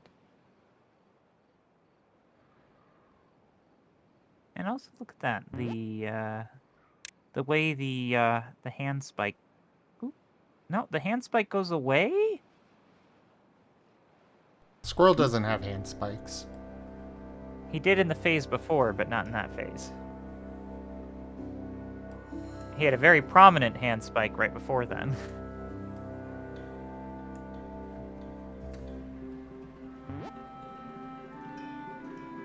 And it was like tilted backwards. Ooh. Oh yeah, I know what you're talking about. I think it was... No, it couldn't have been the arm. Now he looks angry. Oh, you evolved him. I Yeah. see. Yes. Okay, I've never actually gone down this line before. I don't think. Maybe I have. I usually just go for the full 3D squirrel with the card. Okay, so what it is that there are... What you're seeing is before that point, it's an arm spike. And the shirt sleeve is too small and thus covers up the spike. Ah, so the spike shrunk. That's fair. No, the whole body shrunk. I'm That's fair. 6'6". Squirrel's Riolu form is 3 feet tall. That's fair. What is it? And so he does kind of still have the arm spikes. So just instead of straight up on his back of his palm, they're kind of on the wrist pointing backwards, like Batman. They're on the forearm. Yeah.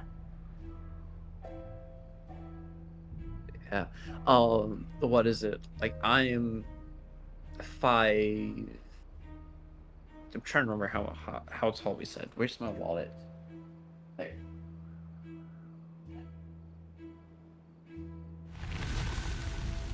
Yeah, I'm 5'8".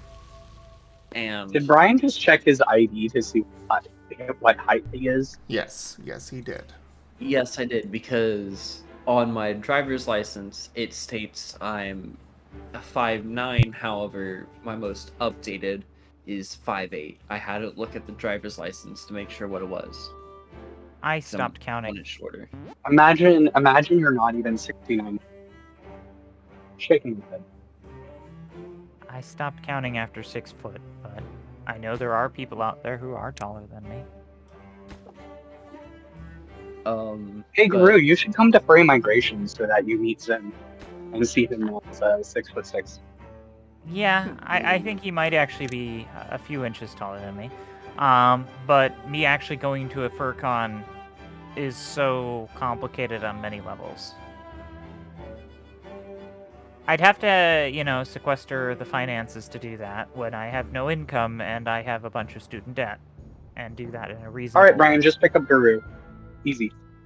But I don't Then- fly. And then there's- point. Yes, they're drinking Aren't Monster you Energy, driving, they're Brian? not allowed.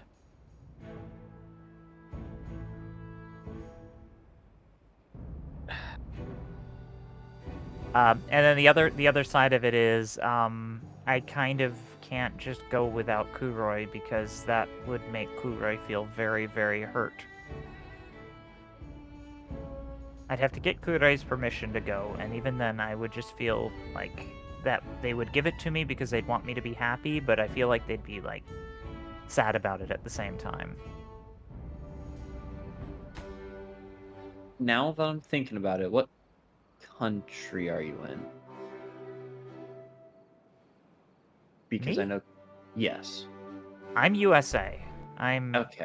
I'm New York. But He is Not the the city. entirety of New York State. Yeah, so, Raijin, the problem with that, I'm on the opposite side of the United States. I'm on the south end, not the north end. I Skill can't- issue. Yeah, but you're already planning to drive to Florida and then to drive to Minnesota. So, like, what's a couple dozen more states to drive? I was planning to do so. The person I was gonna do it for, GibGab, said no, don't. So I've removed that plans. I'm just going north. And it looks like the person I was originally planning on driving with isn't gonna be able to go. So I'm driving by myself. Yay. I have a very legitimate fear that I would be financially irresponsible if I went to a FurCon anyways. Why do you think I'm saving like $2,500 for this when I'm not even using $1,000 for the drive? and everything? 2,500. So what are you planning on doing at the convention? The artist stable, the vendor dens. Yes. It's a dealer's small den. con. You don't. I don't think there's going to be $2,500 worth of product there. That's. Well, there will probably be fursuits, but, well, those would be much more than that. Yeah. Yeah, you don't want to buy a discount bin 2,500 fursuit. Look, How I'm many using fursuits are you planning to buy, Brian? I mean, how are you going to hit that at the face? I mean, a comic can be about 400, so I don't know. Let me explain myself because I feel like a lot of stuff is happening. Maybe they're going. Okay. I have my hotel scheduled for the What was it? The Wednesday? You got me looking up for my reservation. Yes. September 3rd is when I'm supposed to check into my hotel. And I go from the 3rd to the 7th. That is... Where's the price of it? Because that was like 500 right there. Because I'm staying in a nice place. I promise you're going to spend more at the mall than you are at the club. I guarantee it. Well, yeah, I'm checking out the mall, of course, because I'm going to be there Wednesday. The stuff doesn't start till, like, what, Thursday or Friday? I have a good time. Yeah. But I have I'm trying to save up for the 2,500 for the fact being outside of having to pay for gas and meals on the way up and back, along with meals during the event. I'm also planning, in the off chance something happens with my car, I'll be on the safe side. Because, what is it? Going from FWA to home because of emergency leave, because something happened at home with family, I had my car's transmission decide to die. So I'm planning because I've seen a thing or two. I'll probably be 40 before I get to go to a con, but I'm fine. I was like 21 when I went to my first con because I went last year to FWA. Nice. As Brian just casually brags about that pork guru.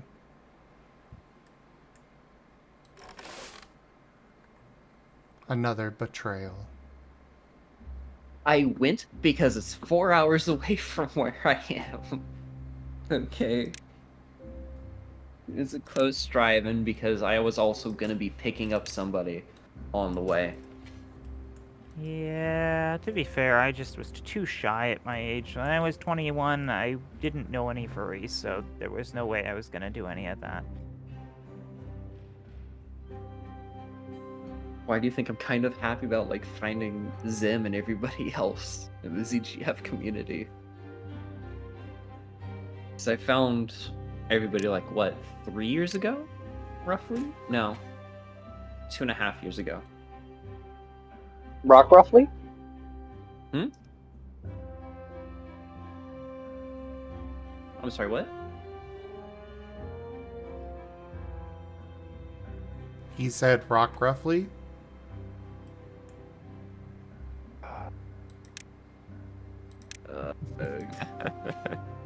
No, not... Roughly 2.5 years ago, because I found y'all, or found Zim starting off first, back while I was in South Korea, like in September or October. September. And that was just the start of, oh hey, this is a cool community, I'm gonna definitely pay attention. Look at me now. No, Too bad, I already claimed him. He's mine. No, I In know. reality... Sorry, go ahead. I said, in reality, there's a good chance I'll probably make a push for a con in about 2 years when I'm 35.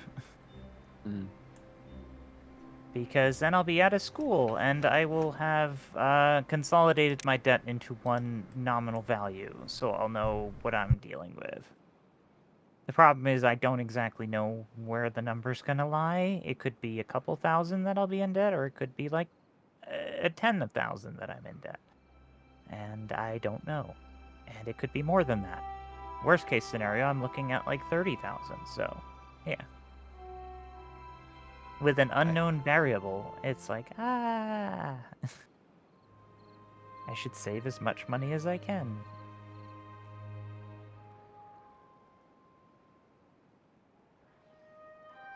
But cons are really cool. And I do hope you have a great time.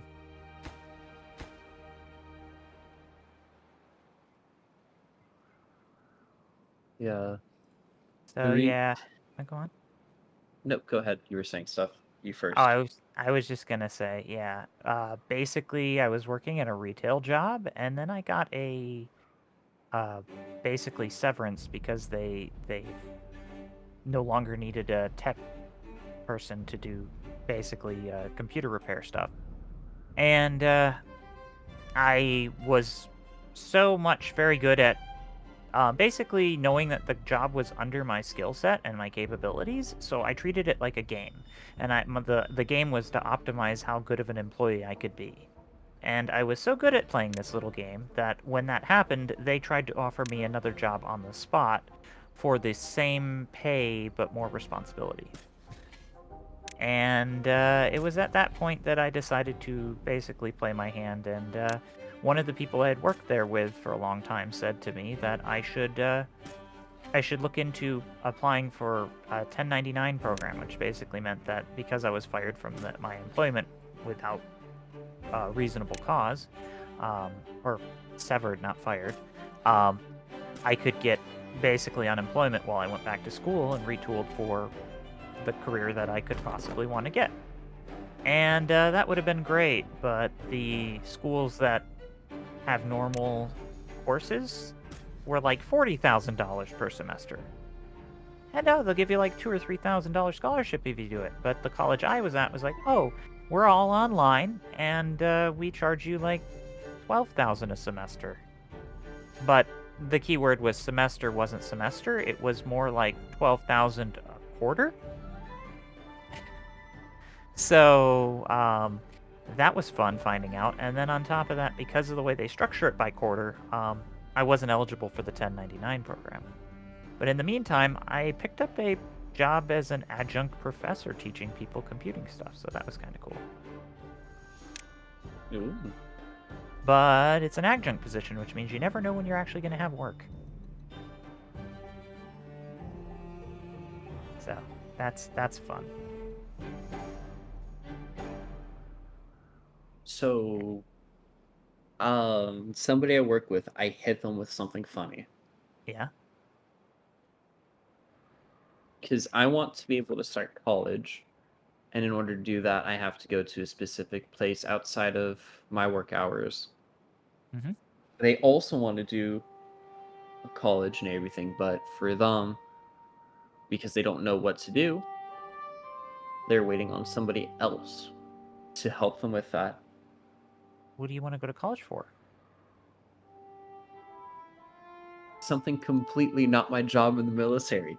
Forensic science. No, digital forensics. Okay. Because I know, like what I'm doing, computer science, I can do on an online course, and the great thing about it is I can make my own hours, and I can choose my amount of credits. So if you want to do like part-time, you might be able to get like some of your credits in at odd hours. You just basically have to be able to show up and do something once a week. And you get to pick when. And that's actually how I can be on stream all the time, because I can decide when I can go do my work. But, yeah, I mean, ideally, if you can do full-time, get it over with, but part-time might be an option. I know that's sometimes what people who are working in companies will do to get upskilled, is they'll do online courses.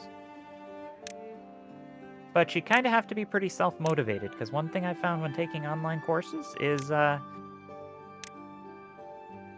well, there's not always lectures, and sometimes it's a matter of you have to do a lot of Google Foo and find sources and basically teach yourself, but it's directed learning in that you get told what you should try and learn. Are you ready for the reason why?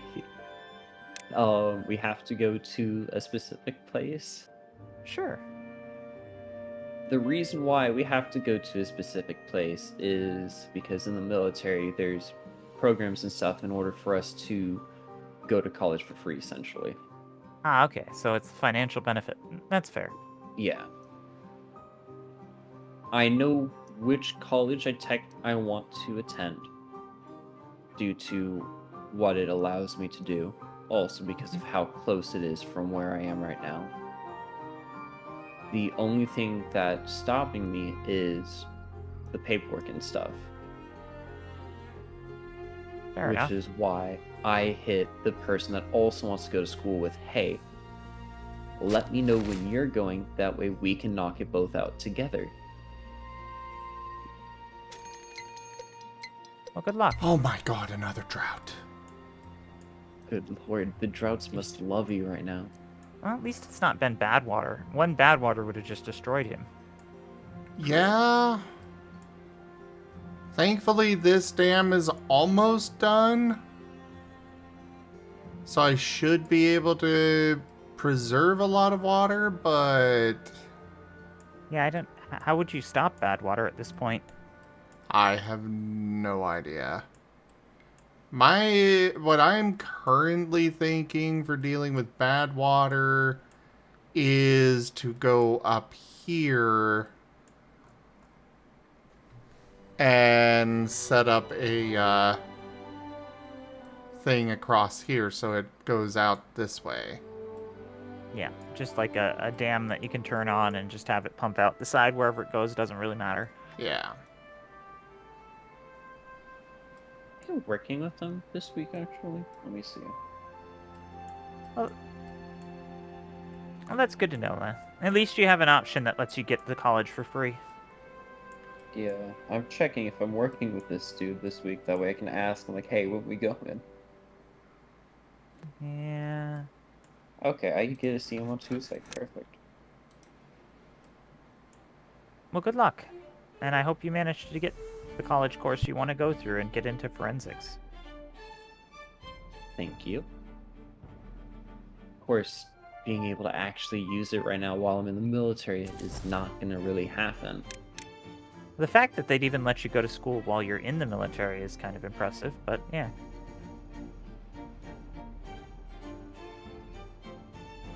To be fair, most of the time I'm working singles, which is like 4 hours a day.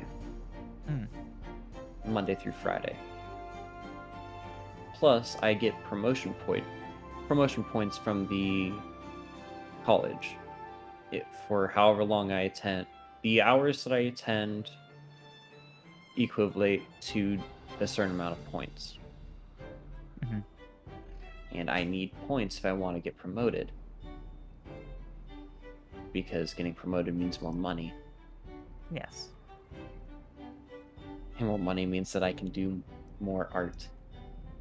Or commission more art, really. Yeah. I did not really think out my plans as well. Basically, I just took my money in thirds. I kept one third of my money and I put it in savings. I took 1/3 of my money and I put it into bills and expenses, and I did 1/3 of my money into other things. Ah. But I kind of got lucky. I didn't have to rent out, because rent is like, whew, expensive. You know, Brian, I am surprised that you haven't mentioned anything spicy. Oh? I No, want to he's point got out, he's got a commission. it's not spicy, but I have plans for spicy stuff, don't worry. I sent you the list already anyway. Oh, but it's not really that spicy. Yeah, that's why I'm surprised. You know how happy I would be to draw Squirrel or Nim for you. I know. I do have, 2 commissions right now anyway. One involving Magna's Squirrel, and the other Magna's, ref sheet. I know stuff's crazy. I'm fine waiting, of course. That is fun. I kind of think Rye's going to... It's a win-win. They get to draw a squirrel, and they get to draw something fun for you.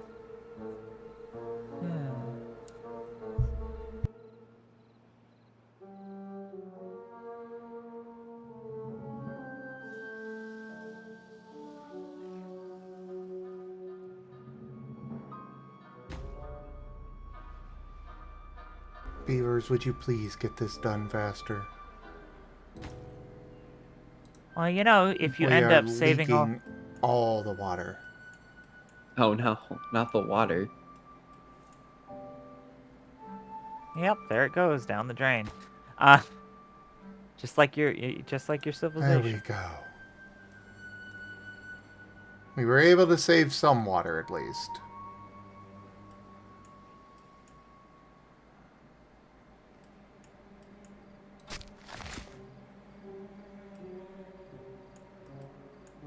But Right.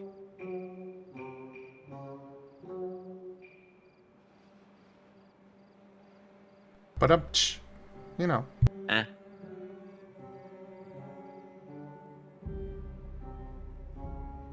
So what you could do, Magna, is you could just save the 2,500 for the con, and whatever you don't spend, you could just get on, like, ZGF art. True. Probably what I'm gonna do now.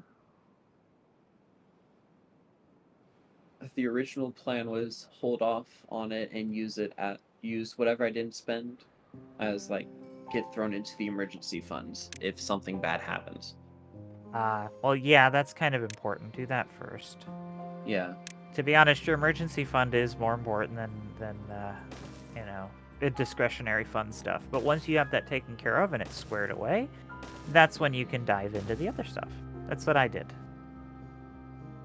I didn't get many things, but the few things I did get mattered to me, so...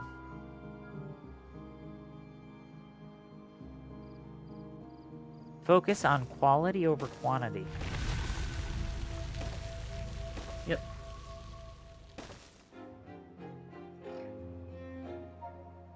I also find it fun if every piece I have has a story associated with it. Some sort of symbolic value.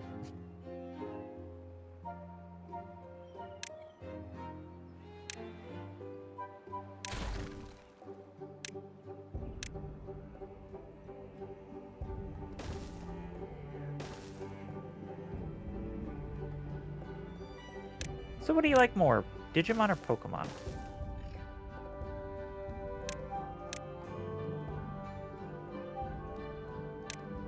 The age-old battle in my head. Yeah, that was basically, are you a Trekkie or are you a Star Wars fan? Mon edition.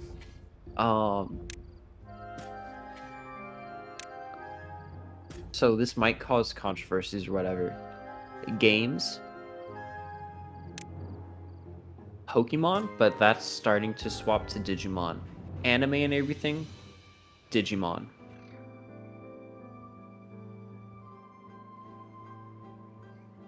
I can see it. Specifics, like if you were to pick like one Pokemon, one Digimon, and tell me which one do I like more, that's gonna be hard. I know. I love both. But if you tell me I can only love one, shoot me. Yeah, I kind of knew that it was going to be a question like that. Alright, so we've got to do the Pokemon and Digimon submissions featuring Brian.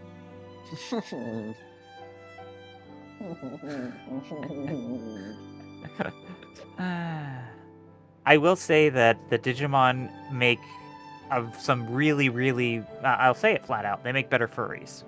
The Digimon art designs usually make better, more grisly-looking furries. You've got, like, you know,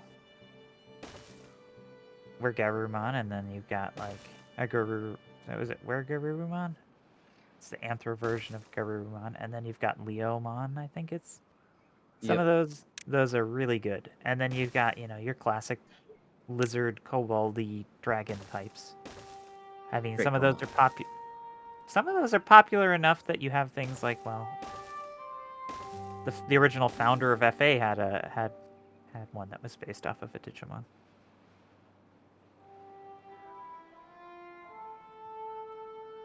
Zem, I think that's a good idea. You could set up a Smasher Pass and make all of your go through it, and they have to explain their thoughts.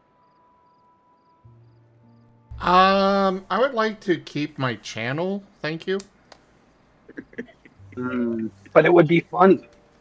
It would be funny. But I also know some, such as Rex, would, I'd be banned. What would you do Wow. to make you banned? He would spam a lot of ciphertext into the chats. I don't know. His comments? Oh. Oh, yeah, that too. Too Yeah, spicy for comments would do Twitch? True. You know what? I take back what I was saying. Yeah, no, I understand fully. Yeah. Twitch does have to have a filter.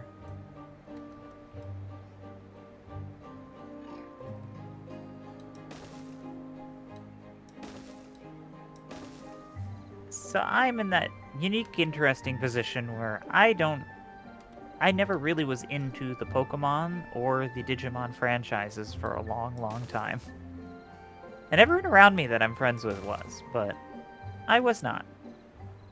I kind of did the same thing with, like, Final Fantasy. Like, everyone thought Final Fantasy VII was super cool growing up, and I never got into it because I got into it too late, and I didn't want to play catch-up with everyone, so I just didn't participate at all.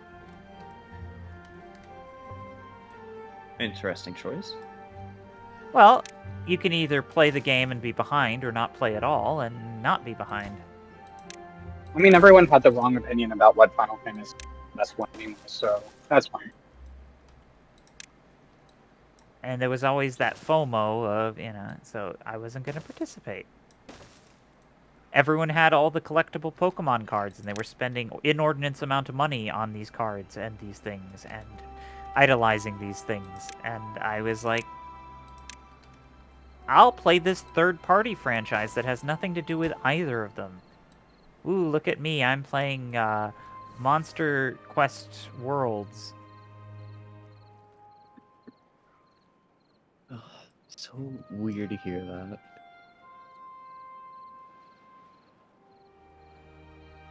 Because it's got the Pokemon mechanics, but it's got its own take and its own... I almost did get into Digimon because it was like the alternative Pokemon. But the scheduling never lined up for me watching the shows, and I wasn't going to get into an anime that I had no idea about, and it was really hard to cold play a game that I had no idea about a big universe that I had even less idea of. That is fair. And by the time the internet had made Googling everything to get up to speed on all the stuff you don't know, yeah. I was a little too late by then, because I was a 90s kid.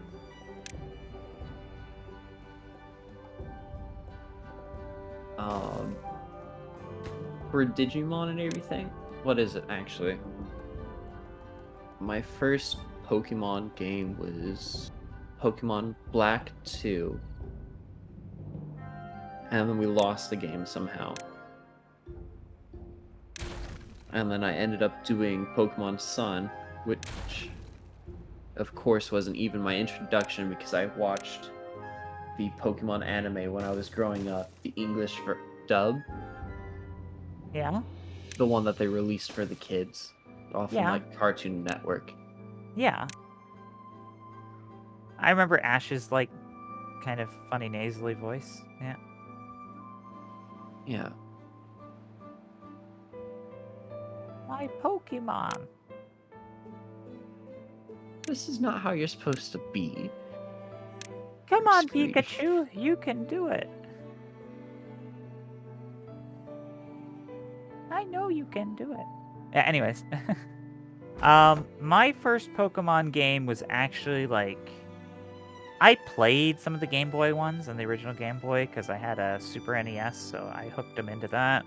But I didn't really play through them. They were like, okay, this is a very simplistic game. And, I think the first Pokemon game I played all the way through, I felt was like, it was the Pal World of Pokemon.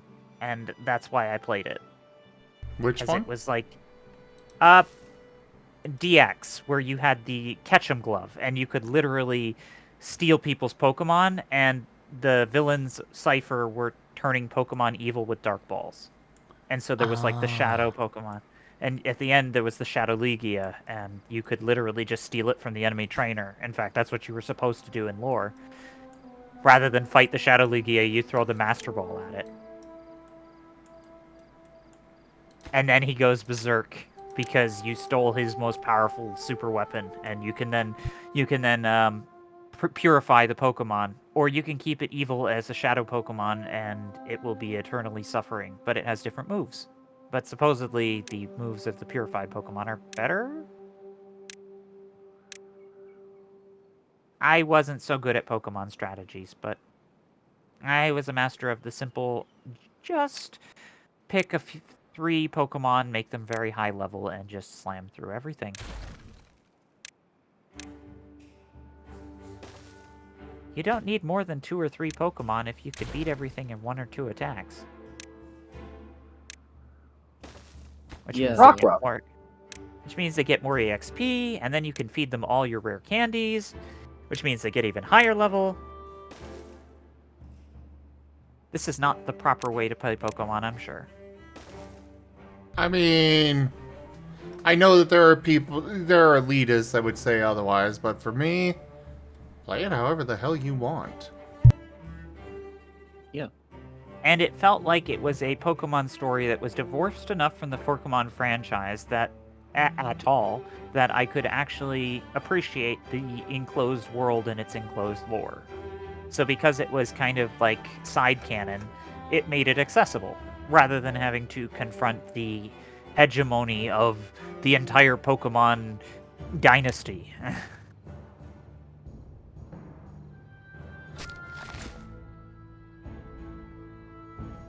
And I had, like, dabbled with other Pokemon games, and I never actually, like, played one through, except for, yeah, Pokemon DX.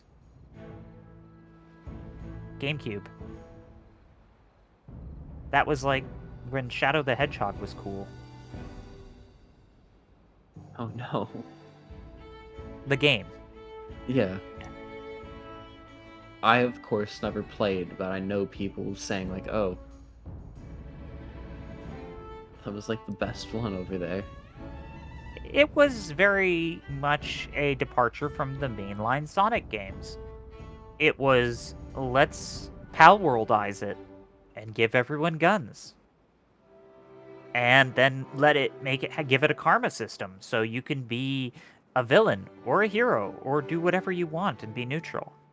And it would have repercussions in the overall plot. Ultimately, the events were kind of partially connected. Like, it didn't matter if you blew up the capital or not. It's just one location in the whole world. So if you fire a laser and destroy the capital, or you blow it up with an alien device in the city, that doesn't matter. It might affect the ending you're going for, because then Gun will be angry at you.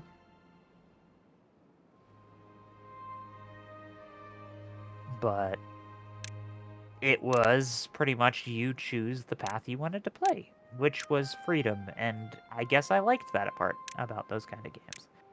To not...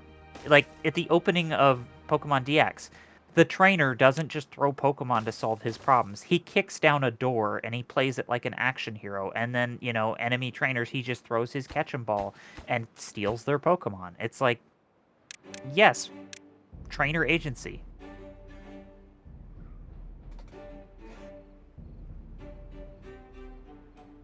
While he had the bad boy style of, you know, he's stealing their Pokemon, this is evil. But they're so much worse because they are corrupting Pokemon by putting them in Dark Balls, which, like, I don't know. I guess it does the Cobalt treatment to them. Not the Cobalt treatment, no. Not the Kobold treatment, the Cobalt. So there's a Wild Traditions character who's named Cobalt, and he seems to be having, like, Shadow Aura problems. Okay. There's a thing going on with Cobalt. Don't worry about it.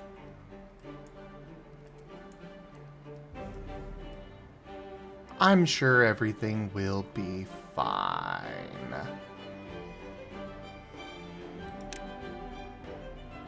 Now you have me worried. I not your just told you campaign. not to worry about it. And there is that It's gonna too. be- It's not your campaign. True. So you don't have to worry. If it was your campaign, I'd understand the fear, though.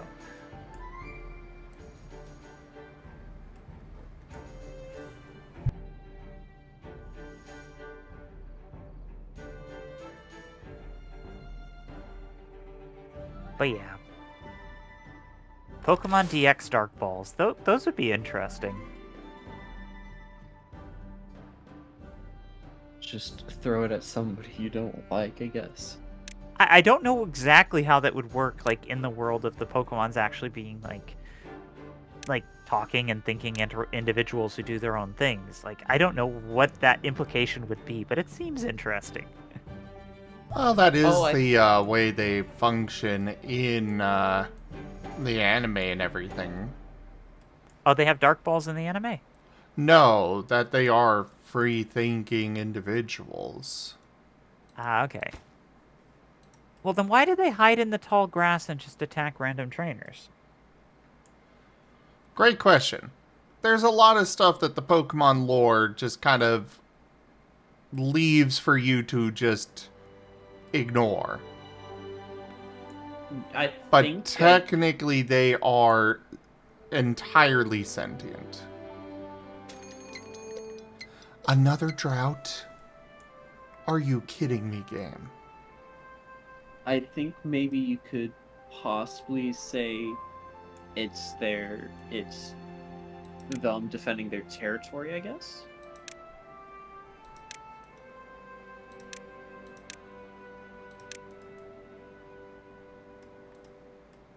Who Yeah, knows?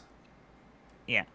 The ability of Pokemon trainers to basically subjugate Pokemon with Pokeballs so easily. Apparently, you having enough badges makes it so the Pokemon listens to you. Otherwise, they can choose to not listen to you. But they never run away. So I always thought that was because they were literally, like, linked to the Pokeball that has captured them, and you could just press the recall button and suck them back in no matter where they ran. Which is kind of dark in its own respect.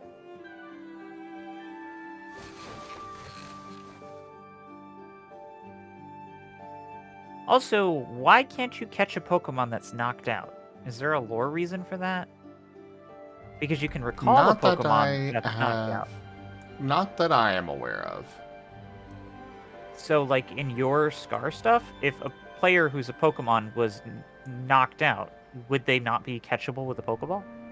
Oh, in mine, yes, they can be caught. Okay. I thought they'd be immune if they fainted. Nope. Fair enough. There's no explanation for why that's the case in Scar or in actual Pokemon, so. And this is my world, so I'm gonna go with whatever lore I want. That's fair. I don't understand how it's like in the show, they get knocked out. Oh, I can catch them. In the game, oh, you knock them out. Leave them be. I wish I could just mail you my GameCube and my Pokemon DX game so you could try it. If you've not played it.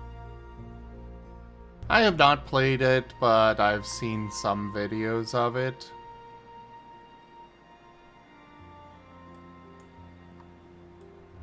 Come on, Is that guys, the get that finished up, please.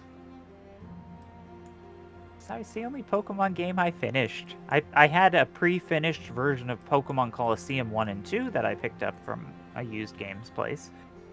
But I never actually... Yeah, that was very common. All of the Pokemon games I had were used, so they all had partial save files.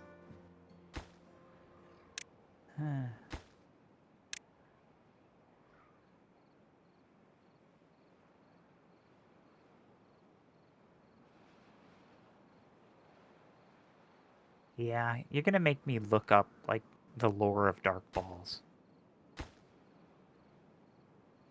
I know that's gonna happen. I understand what we're talking about, but still, out of context is weird. Yeah, I know, it's not a mainline Pokemon series. I'm also one not to state the obvious. Oh, hey there, Hotto.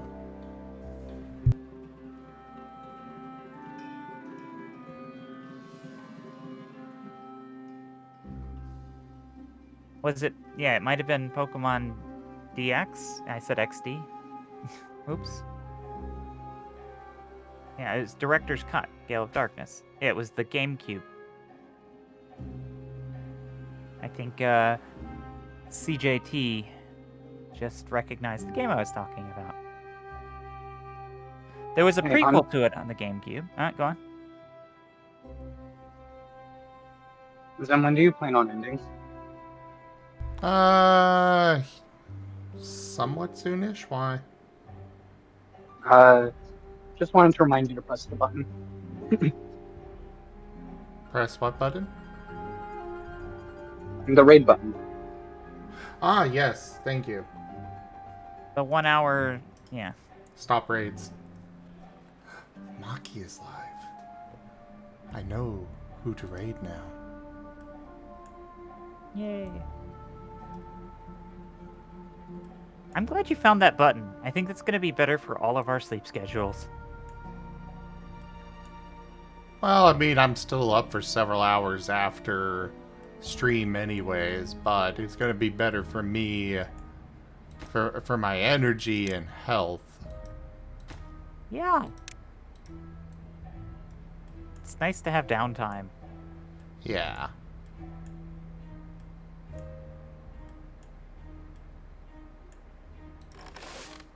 So you played Gale of Darkness, CJ? What'd you think of it?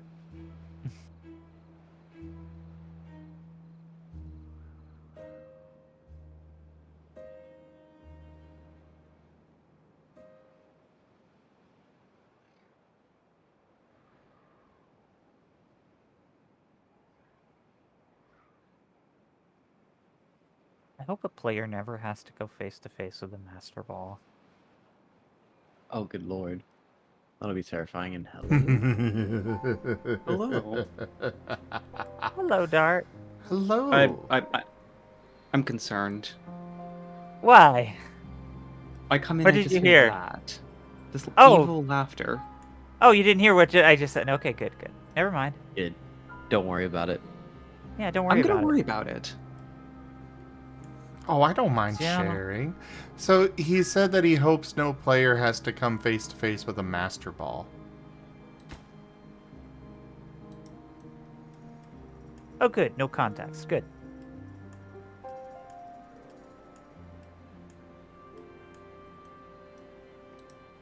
I'm kind of curious about the context now. Oh, well. Because apparently, if y'all are just y'all can get affected by Pokeballs. Mm-hmm. And what that means is that due to Master Ball working no matter what, y'all can get captured no matter what if somebody were to somehow pull out a Master Ball. Yes. Such as a certain ace trainer? Oh no. Okay, now I'm just imagining, this is how Jack gets his meeting with Giratina.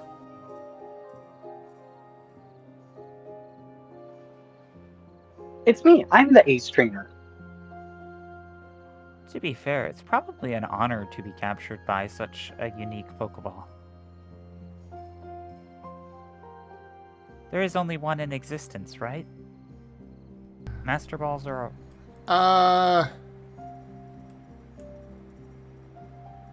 That's complicated. It depends on your lore. In my case, anyone that has defeated their local, anyone that has defeated their local Elite Four is given a Master Ball as a commemoration of that. Oh, that is so evil. I like that, though. It does not mean that they will use it at on the group, but that depends on a few factors. If their life is actually in danger, I imagine they would use it. 100%.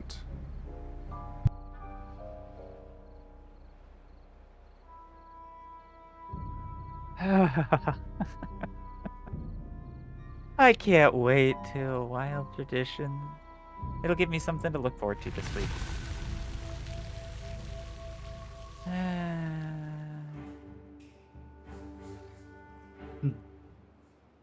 Now I kind of want to listen to the different Ace Trainer themes. Pokemon themes are fun. They Especially are. like the different teams. Team X theme, or like it's usually the leader of Team X or Y or Z or Supernova or Galactics or...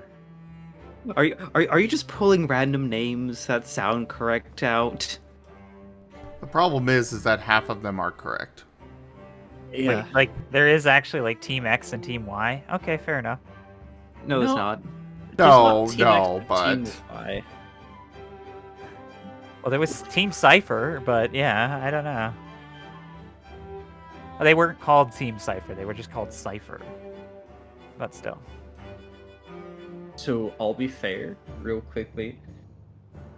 We all know one of the themes that makes your heartbeat roll in fear, you can run into just by walking into a house. Oh. You just think you're on like a nice tropical vacation, and then you wonder why you hear boss music.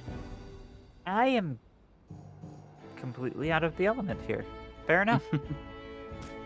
As the resident non-Pokemon expert in this group, I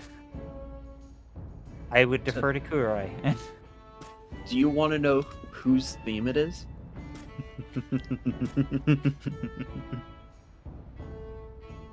All pretense of drama is lost on me, but you can tell me. Cynthia. Oh, I've heard the name. In Gen 5, particularly Black 2, White 2, in one of the post-game towns, which is a nice beachside resort, Cynthia spends her summers there. And walking into her house triggers a automatic battle. And it's terrifying. Because, like, you're like, oh, I'm just gonna go in here, see if I can grab something. Okay, I don't know the character. I've heard the name, but I don't know the character. Oh, you will come to fear her. She's from Pokemon Diamond, Pearl, Platinum, Brilliant Diamond, and Shining Pearl. Correct. And in particular, her Brilliant Diamond, Shining Pearl team is stacked. Yeah, she is the champion, and she takes it to the whole on next level. Where it's like, you are terrified to fight her at that point. Due to all the horror stories everyone's telling you. Yeah. And the thing that I actually particularly enjoy about the remakes Pokemon Battle is just the fact that they actually gave the entire team held items.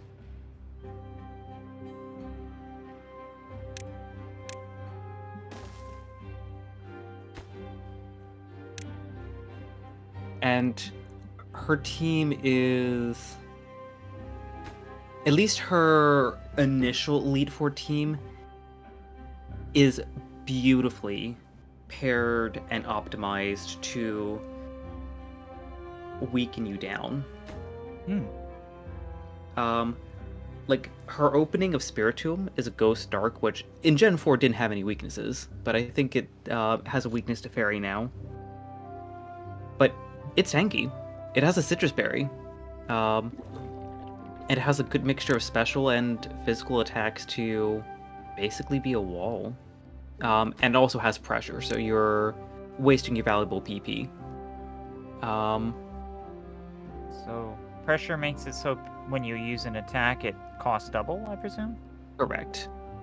A Citrus Berry is a healing over time item, I presume? When you get below half health, it triggers and heals for... I forget the actual amount. It heals for 25% of the user's max HP. And Ghost Dark has no weaknesses. It does have weaknesses now to Fairy, I believe. I can. Yeah, it's weak to Fairy. Spiritomb. Yeah. I was about to search it up myself, so then you didn't have to.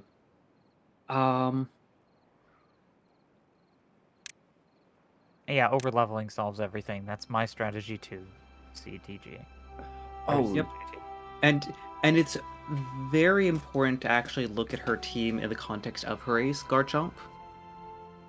Because Garchomp is weak to Ice, Dragon, and Fairy. Which, of course, in that, when she was the champion, was Fairy a thing? No.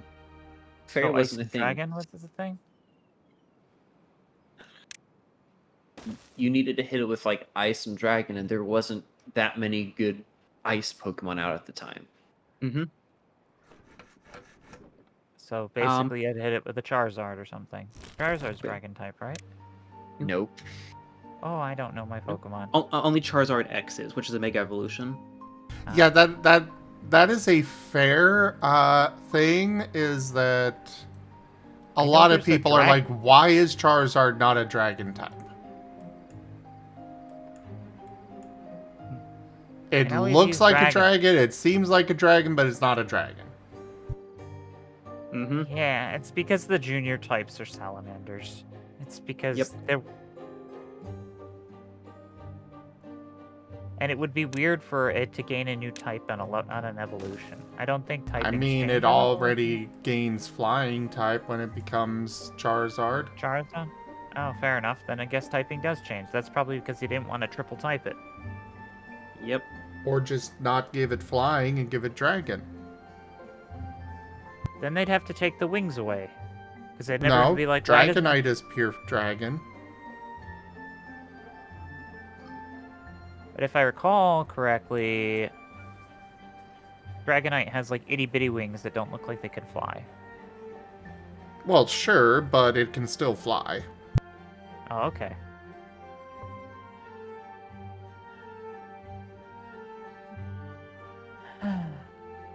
But I'm surprised it isn't dragon flying, but fair. it is what it is. Yeah. But I do want to briefly highlight the brilliance of Cynthia's team. There's her Garchomp, which is an absolute tank and beast. Mm-hmm. It is weak to Ice, Dragon, and Fairy, with a quad times weakness to Ice. It holds the Yachi Berry, which reduces the effectiveness of those moves. And it also knows Poison Jab, Dragon Claw, and Earthquake, which can counter those weaknesses.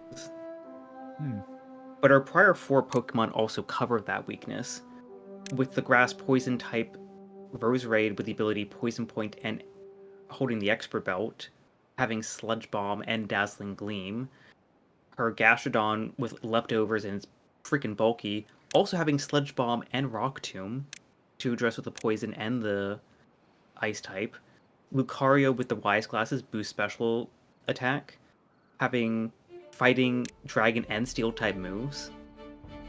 and her Milotic, which is, I think, particularly nasty. Because it has an ability called Marvel Scale, which boosts its defense if it has a status problem, and holds the Flame Orb, so it's automatically burned from the get-go.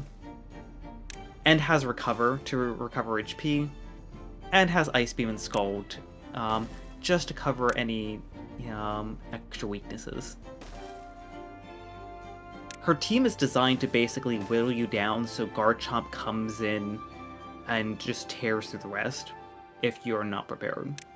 That's fair.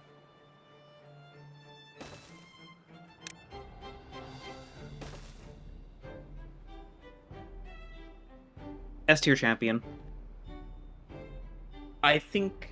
Hey, Pikash. What? Well, hi, Pikash. Yeah. Out of like all the champions and stuff, the only one I'm terrified about is Cynthia. All the others, I know I can handle with the team that I'll build in the game.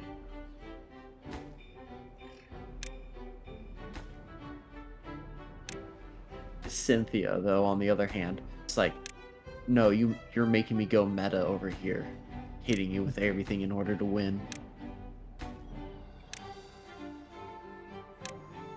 It's a fun mechanic. I would have imagined that it would be scary to deal with something that has like Destiny Bond or something that just kills your mainliner, or sorry, faints your mainliner. Oh, it can be. But then again, also, Destiny Bond does cancel out if you switch Pokemon. Oh. That's fair. Which is why if you want to use, what is it? In Destiny Bond, you're required to have something that'll stop your opponent from leaving. Yeah. Though, particularly, I believe it's a Shadow Tag is an item that does the same thing, but also a Parashong is a bit more consistent. So, What?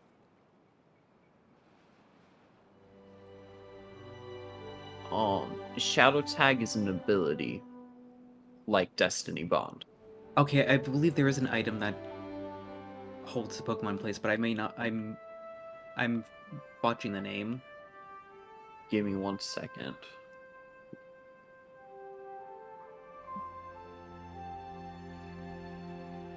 So, as long as your Pokemon is fast and you had something like Destiny Bond, you could Destiny Bond them.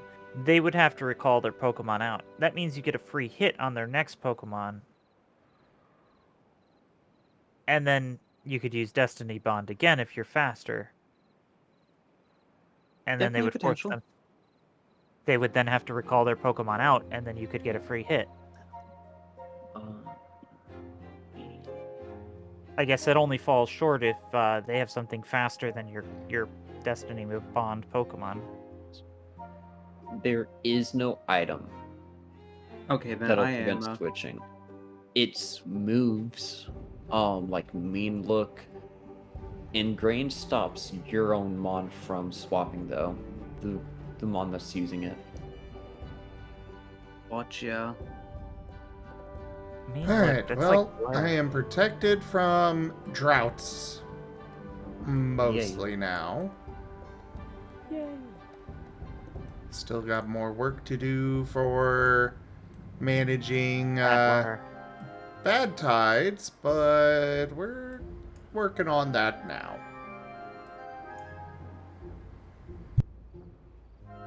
This went much better than your other mission. Well, yeah, that was hard difficulty, and that map sucked. Yeah, the map was really bad, I will say. I think you would have done better on hard on an easier map. Oh, and another drought. But you're built for it. Yeah. Although, to be fair, I don't know how you could have been built for such an early drought of, like, 4 days. Like, start the game, drought, 4 days.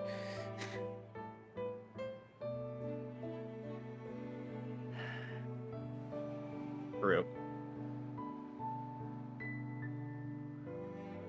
I can't wait till the next... We might even be playing Star Wars this Friday. I have no idea. I hope not, but I hope so too. It's like, I want whoever is running their other campaign to be able to do what they're doing, but it's fun.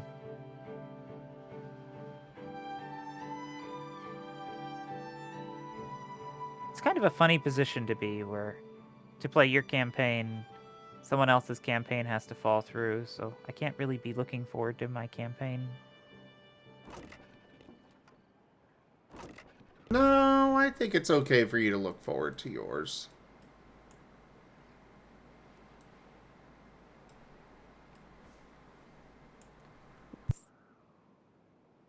It's short and fought. Who leads the other one? What do you mean? The one that is y'all are essentially hoping falls through. Trying to remember who leads that one. Kerr? Kerr. Ah, okay. Thank you. And it's not that we're hoping it falls through. It's just. I'm expecting it to. Oh, okay. Well, that's good to know. That tells me that I should expect the game on Friday. Yay!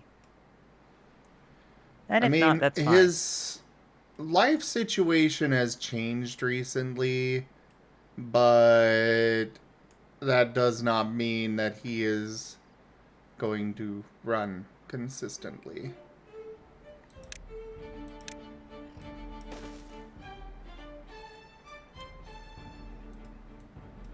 Yeah, But either way, if stuff he does happens, start right? running consistently, then we will swap to, every other week with those. For a second, you were gonna scare me and say you're gonna swap to Sundays.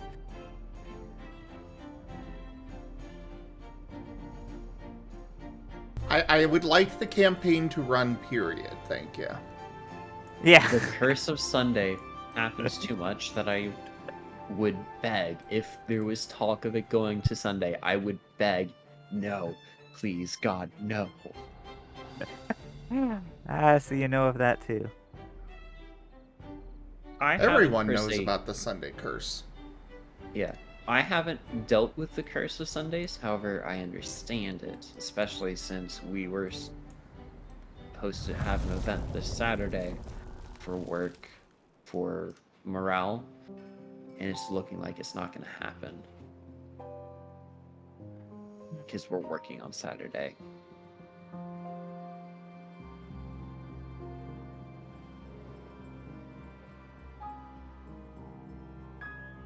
And the curse of Sunday has taken effect as well, which sucks.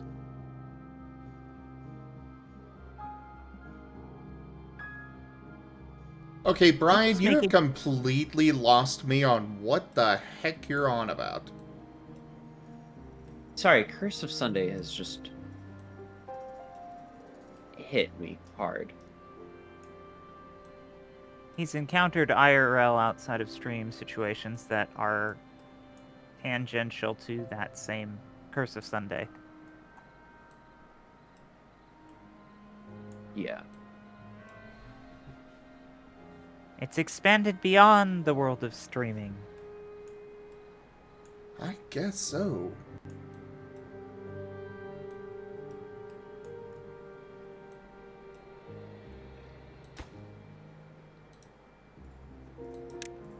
But now you're making me think about various Pokemon, if you were to just inject an extra type into them, how they would look.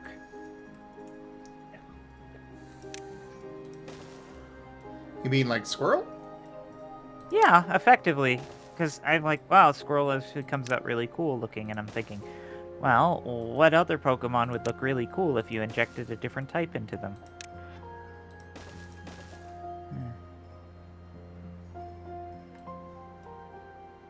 Fun things.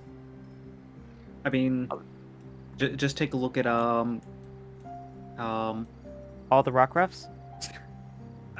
Pretty much, because like it's kind of the premise of a lot of Scar stuff, and it's kind of cool. Yeah. Or I mean, like, I think the most extreme and deviant in that regard would be Vector. Because, like, Comet, or actually, I mean, also Jet. Jet and Vector are probably the most deviant of the two. Comet just adds fire, but, to good effect, and the You ground add typing steel. is just kind of an extension of rock in a sense, and then you're adding steel to that.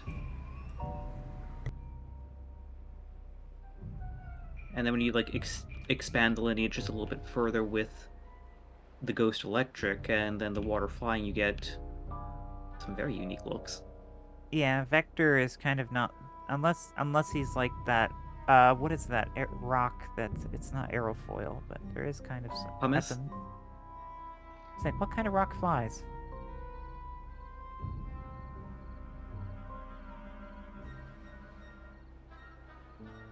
We kind of based his design on the idea of pumice stone Oh, because, I mean, no rock flies, but pumice has a lot of air pockets in it.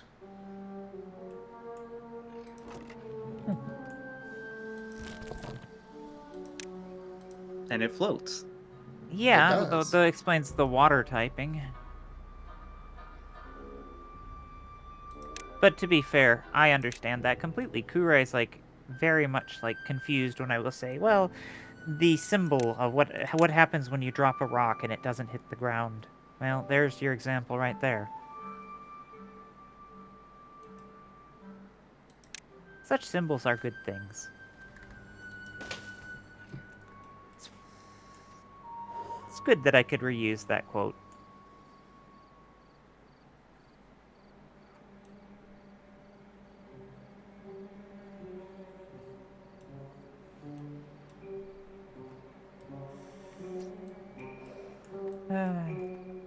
So Regis is probably... Oh, go on. No, go ahead. I was saying, so Regis is probably going to have to get some contraband items. Fervis has several. That'll be fun. Oh, Yeah. lordy lord.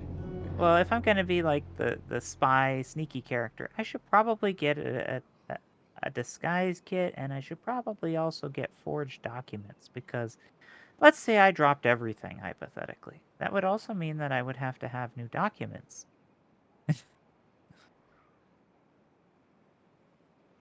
Well, that'll be fun. Because every time you go through an Imperial checkpoint, they check your documents, as far as I recall in, like, Star Wars shows.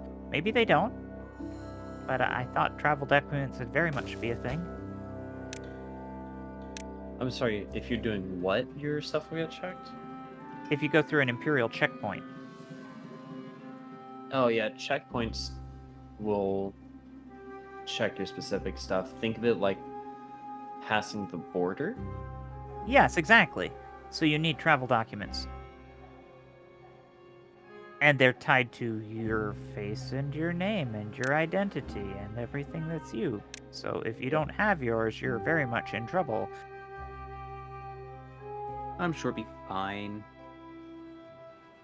Well, I got lucky because, yeah, it was not mentioned. But I'm thinking ahead now, and I'm like, this could get mentioned. But it's because I didn't know there was a whole tab in the Scar items sheet. So I didn't know a whole bunch of items actually existed already. So I didn't have the items that I should have had when the first campaign. Mm-hmm. And so I had a lot of last-minute shopping to do, all of a sudden, when I got told, oh yeah, there's a tab 2 for all those items. Because in the first tab, there was only guns and swords. And everything else that wasn't a gun or a sword was on tab 2.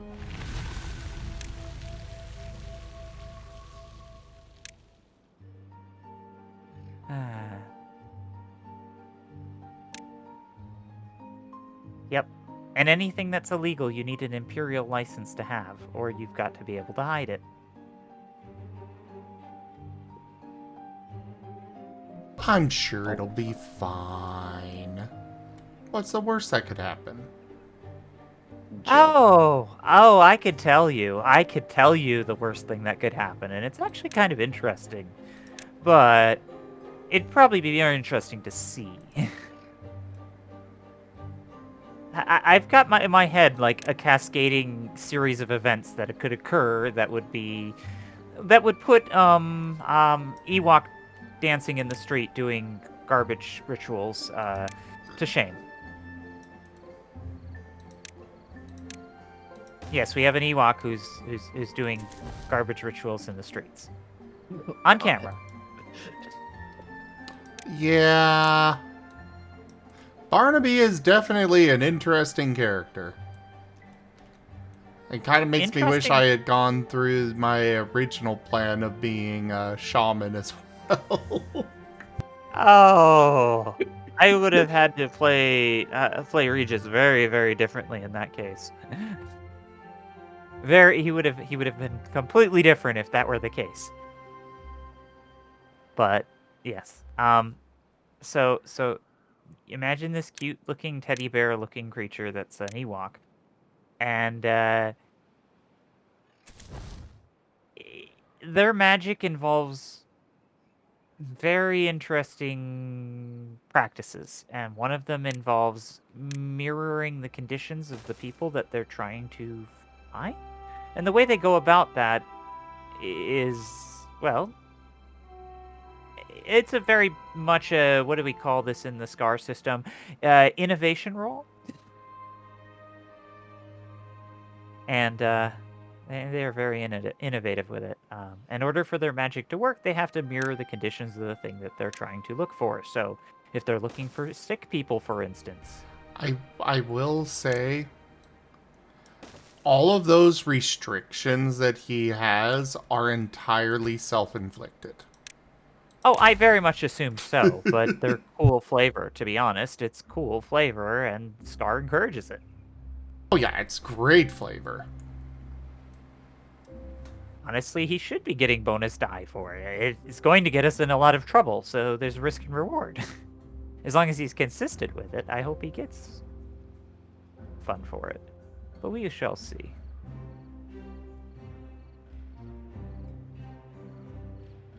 So, like, he's eating garbage so that he can get violently ill, because he's looking for someone who's violently ill that he can cure. He's eating. Actually, I think he was more specifically trying to find somebody that he could get addicted to some kind of drug. Oh, I didn't realize that. I thought it was someone who was ill that he was trying to find, because he was right next to, because there was the joke that he was going to do that right next to the hospital from the hospital's garbage, and then it would be that night next to the hospital. No. He just wanted to get somebody addicted to one of his drugs. So yeah, he literally wanted someone who, well, he did mention that in order to do his thing, he needed to match the conditions, and he did want to make himself in pain or discomfort. So I guess he just wanted a milder case of not someone who is ill, but someone who was sad and desperate, I guess. I don't know. That's arguably worse. Yeah. But yes, they were joking in chat that my Bulgarian boyfriend was talking about this plant that is called Gimpy Gimpy, and it is literally the worst pain-causing agent that nature has that we know of.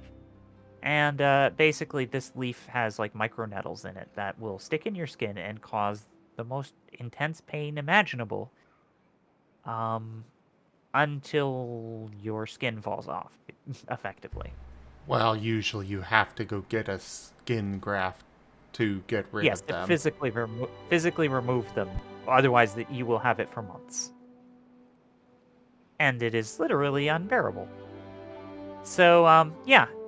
People joke that him throwing leaves at people, he was going to start using Gimpy Gimpy. Oh. And that, yeah, because he uses that to shield you from damage. He throws leaves at you, and they stick to you. And the problem was that the character actually was thrilled with that concept. Oh my god.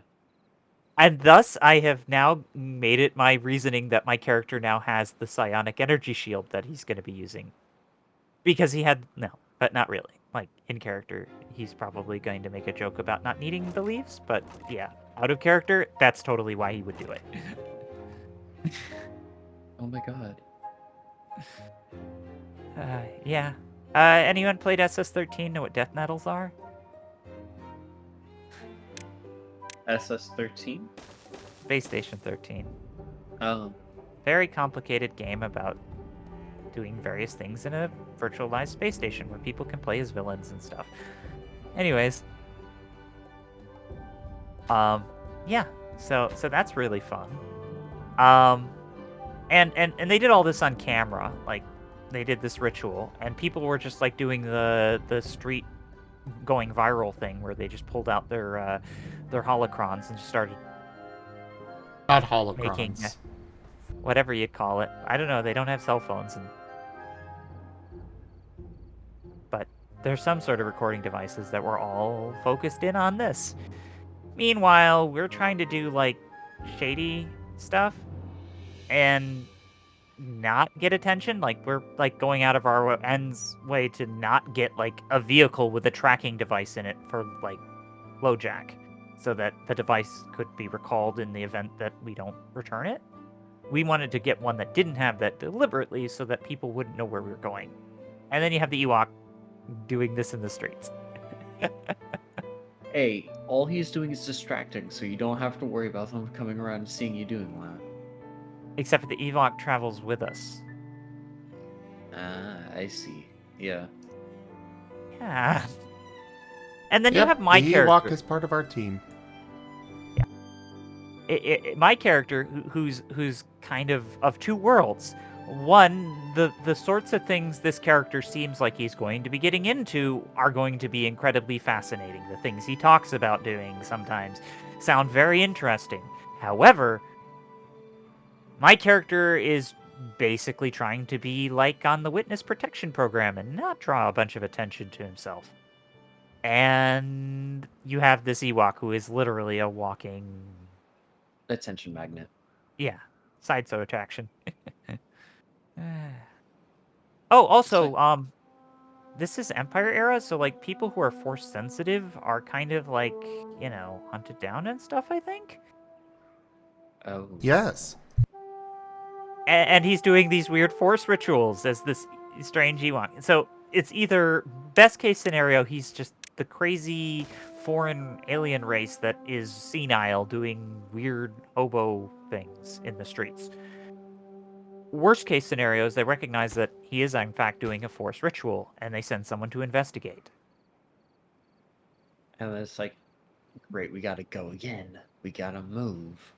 Oh, but we have to stay on the planet because we have to do our job, which is to escort this person to these places that have these very, very like universe-ending artifacts in them that we don't want. That's severe.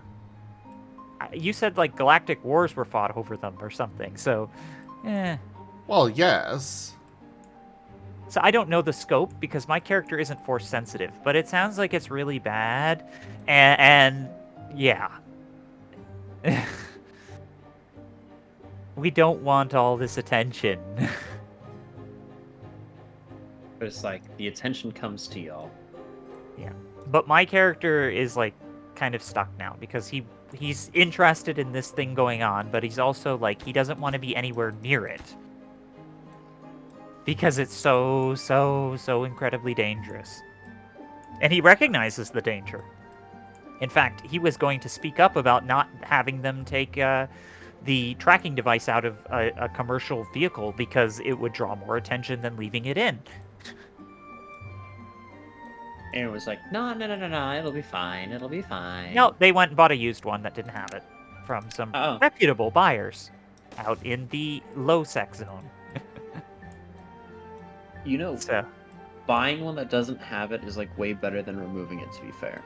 Yes, that's what I very much agreed, so I kept my mouth shut. I was like, okay, yes, cooler heads prevail, my character doesn't have to say anything, we're doing the same thing, and let's do that. Say the cute. Seda is cute. Yes.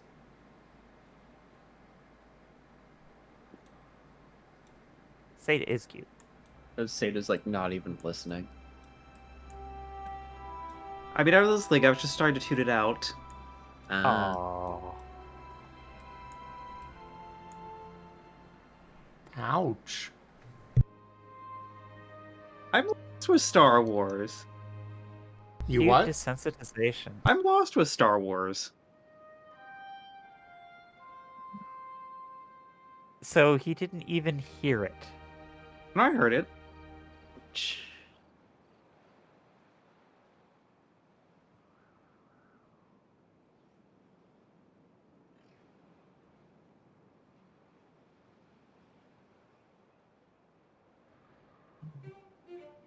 Potentially, CJ. Potentially. And you know what? That was one of those things where it's like, my character really wants to do the thing that doesn't get him in a position where he wants to just walk away from the party. There is a threshold where my character would theoretically cut his losses if it gets really bad. If he doesn't have a reason to stick around. So I really hope it doesn't go that bad that fast. Of course, he would probably not leave until it was absolutely, like, completely lost. Because he has a job to do, and his job is important to him, so he's going to try and make sure that that person we're escorting doesn't get caught up in all of this. Oh boy, bad tide. Here we go! Thankfully, I just completed the protection against it. Let's go. Perfect timing. Yeah. That would have been your game over moment otherwise. Would it have been? Quite possibly. Potentially. Because there's not multiple flows of water. The water just goes in one way. The bad tide would just build up and flow over, and yeah, be bad. Bad tidings indeed. But yeah, I am very interested in how things go, and I really hope that Furvis doesn't end up getting caught up in the bad side of like an Inquisition, like CJ was saying. My brain, it moved all the brain cells to saying the right word for your character, and then combined Comet's name with the person in chat.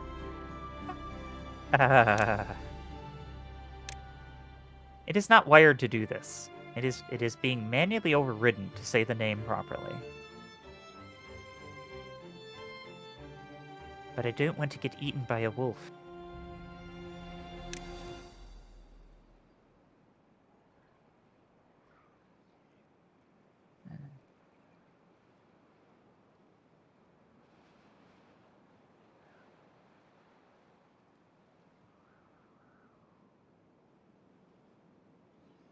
Oh yeah, I guess your character would be fine. Never mind, I forget.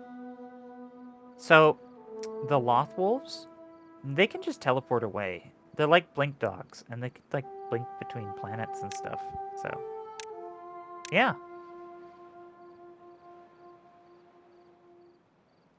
That is really cool, actually.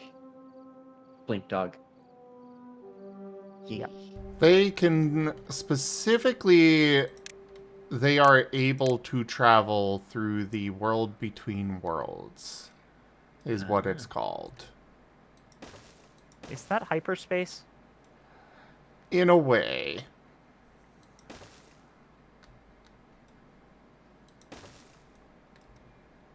So as long as this character wasn't like doing things super conspicuously and doesn't get noticed by any like camera robots that were drawn in by the Ewok, we should be good. Yes. But if the Inquisitors can see what you are, maybe they'll know what you are. I guess we'd be rolling lore checks. They'd be rolling invisible lore checks against you, I suppose. I don't know. Yeah, they would be. And yeah, if they rolled high and we didn't know about it, yeah, That could be very bad, because there may be ways for them to, like, do things to detect the world between worlds or whatnot. I don't know. Furvis is in particular danger if the Empire finds out he exists. Because Palpatine, the Emperor, really wants to get into the world between worlds. And the world between worlds is dangerous. I know this because you were told not to sleep there. Oh, I knew it would be a bad idea to sleep there. But the world between worlds, it's not dangerous so much as it connects all of reality as well as all of time. So you can literally blink back in time? Technically, yes.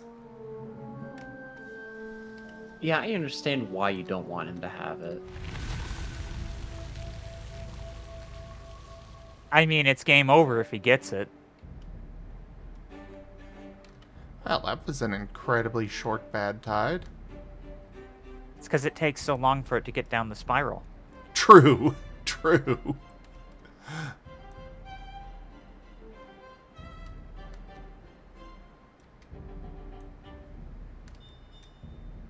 Yeah, that's the one good thing about the spirals. It does give you a little forewarning. But yeah, no, like, if Palpatine ever got a hold of your Lothworth and accessed the world between worlds, I think that means he can effectively rewrite the timeline, which means we've effectively, everything is lost. Yes. Yeah. Although it might not be that bad, it might be more like a dark world scenario where, like, we would just end up shunted to a dystopia or something. But it would not be good. Yeah. But I don't know if he can actually grab the Lothwolf, because the Lothwolf can just go anywhere. So the Lothwolf could literally just, okay, this is too dangerous, all of reality is in jeopardy, I'm just gonna go back to a long time ago in a galaxy far, far away. And... Well, Palpatine's not going to try and just grab Furvis, he's going to try and corrupt Furvis. Oh. Or potentially, you know, do something to cause Furvis to take him into the world between worlds. For example, if he gets close to the party, he might use the group against him. I have to wonder your character's mentality about that. Like, do they know that the entire universe is at stake if they actually act for one person? And do they have the will of the many outwills the will of the few mentality? I don't know. We'll find out. Yeah. And I shouldn't... Huh? No, sorry, you were still speaking. It's like one of those things where it's like, if my character found out about that in character, I don't know if my character would want to form a bond with such a creature, because that puts it's like being on such good terms with, like, the Doctor from Doctor Who. It's like, if you do that and something of that magnitude comes, then this creature of that much power could literally jeopardize all of creation to help you, and you become the liability for all of reality. That's deep. But on the other hand, you can't really control your emotions locally in a very controlled sense sometimes. So, I mean, it's just a thought, but if he knew that, he might try and avoid the Lothwolf, because that sounds like a lot of heat to be put on him, because the whole of the universe would want people that are friends with him. But on the other hand, you know, that's like a... Wow. Yeah, you know what I mean? I mean, I don't even know if you how want to leave him to be a loner forever, I suppose that's up to you. I don't. But I don't know what I should do. Because I don't actually know any of this stuff. Yeah. In character, you don't know this stuff. Out of character, you know. Don't tell Hey. me before you get close to my character. Again, I don't want a reason to cut all losses and go, goodbye, folks. This is too dangerous. Because I am unique. I am second to you at the ability to just nope out. Us humans are very good at blending in crowds. Yeah. What is guys- it like? I know somebody said something back in my previous years. What is it? Somebody said, "Oh, what if blah blah blah blah blah? I was such and such thing that people were hunting for." And I'm just like, one, you shouldn't have told me, so you already messed up. Two, we're already doomed if you told me. Three, I'd do whatever I can to just like keep you out of the danger. There might actually be a way for my character to resolve knowing things he shouldn't, but I wouldn't want to do it. Oh man, what a thought! I like the implications of all the things. It's just these things haven't realized into plot yet, but I can just see the dominoes. Just dominoes expanding in every direction. The dominoes falling. Well, the plot dominoes that are lined up, ready to fall. And if they fall in a particular way, the questions and implications that they cascade into, which lead to other dominoes. It's if A, then B, then C, then D, then E sort of situations. Except for a lot of those are branching paths. But I can see a lot of ways of this going down. It really depends on the intensities of the situations, or effectively the angle at which these dominoes are knocked down.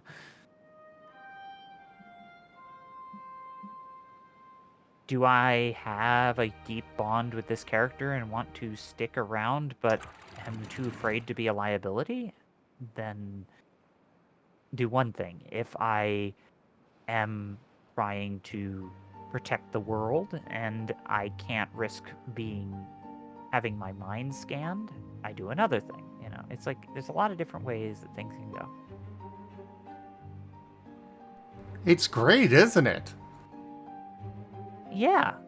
And I look forward to it. And unfortunately, my mind is just going faster than 1 week at a time. And I need to slow it down. But I want to think about it because it's fun and it's got me tapping my foot.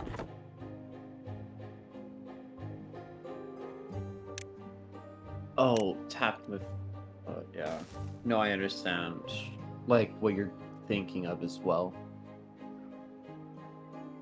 The worst thing that happens at work is when I'm focused on thinking of one thing, and I have to do stuff for work, and so it's like like the motor's spinning and everything, but at the same time it's like you're only meant to go this speed, not this speed, so you're just overworking your own brain. You're going to pop a fuse. I'm not going to pop a fuse. I'm having fun with it, but I wish I could talk more about these dominoes, but because they haven't unfolded yet, I can't really talk about them because it reveals things about my character that would much rather be revealed over time in the narrative way. That is very fair. Yeah. Oh, and a lot of it also, like, for instance, my character's backstory, the immediate backstory, a lot of that wasn't even developed yet until or last week's campaign, because I didn't realize I didn't have the gear that I should have had. So then all of a sudden I had a question, and therefore I needed an answer for why that was. And in the process of creating that answer, I effectively made my immediate backstory, which was cool.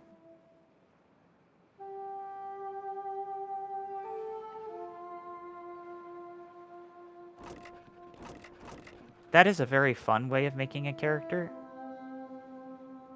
Just reacting to the things. Oh no, that's like how some of the best character moments actually get developed is where like you weren't planning this, but something happened in the world and now you're So now you're naturally like, somewhere between scarred and impacted. Mhm. Yeah, I mean, right now, it's very difficult because my character has no connection to anything other than his goals. So it's like, yeah, but I have no idea what's going to happen with the party. Like, initially, it's very hard with the Ewok because it's like, yeah, that's a liability. This is dangerous. If you were going on, like, say, like a bank heist and then, you know, one of the crew of the bank heist is just starts, like, breakdancing out in the street with, like, 2 Gatling guns. It's like, okay, well, Okay, that's just amusing a mental image. yes, it is. It is. Just imagine just a breakdown together, just firing indiscriminately, just like, this is a lot of lasers. How does it work? It's I mean- like the stance comes with an epilepsy warning. No, it's like if just thinking of the recoil itself, to be fair, if you're aiming both in the same direction and stuff, you're not spinning. You need like one to be aiming behind you. If you're firing at the same time, one behind you, one in front for it to work. And this is before the heist has actually even started properly. Oh, Lord. Yeah. It's like we haven't been detected by anything. We've done a low profile thing. We've done the first of many things that we needed to do, and then, you know, there's some subtle espionage-y things going on, maybe complex traps being triggered that from ancient defense systems that have hunted us down unseen, and it's like, okay, that's neat. And then, you know, party member goes and makes a huge scene.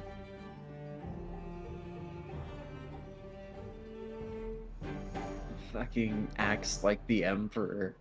Like Emperor Palpatine finds him and just curses him outright.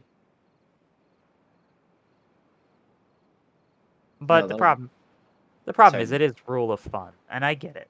It's just I have to take my character's mindset and just kind of like crank down the intensity. It's kind of like all I can think of is a very relatable character right now is good old Cashew? No, close. Cashel. Cashel. Okay, Cashel. And he's assigned with all of these other people, and then, you know, you have someone running around the halls with a gun that's loaded and just holding the trigger and going, but the safety's on. Oops. No. You just made my heart rate go up. Yeah. I'm And that's not what in- That's what Cashel is dealing with regularly. Oh, you know, they get interrogated by the enemy, that Danganronpa thing, and it turns out they told everyone that they told the enemy everything they know. They told the enemy everything they know? Yes. Which, thankfully, what they knew was very little, but... They got lucky. They didn't know how to do the thing properly that they thought they knew how to do, and they said it in such a way that they thought they knew it, so it came off that they did, and in fact it was sabotage. But they fully intended to tell them everything that they knew.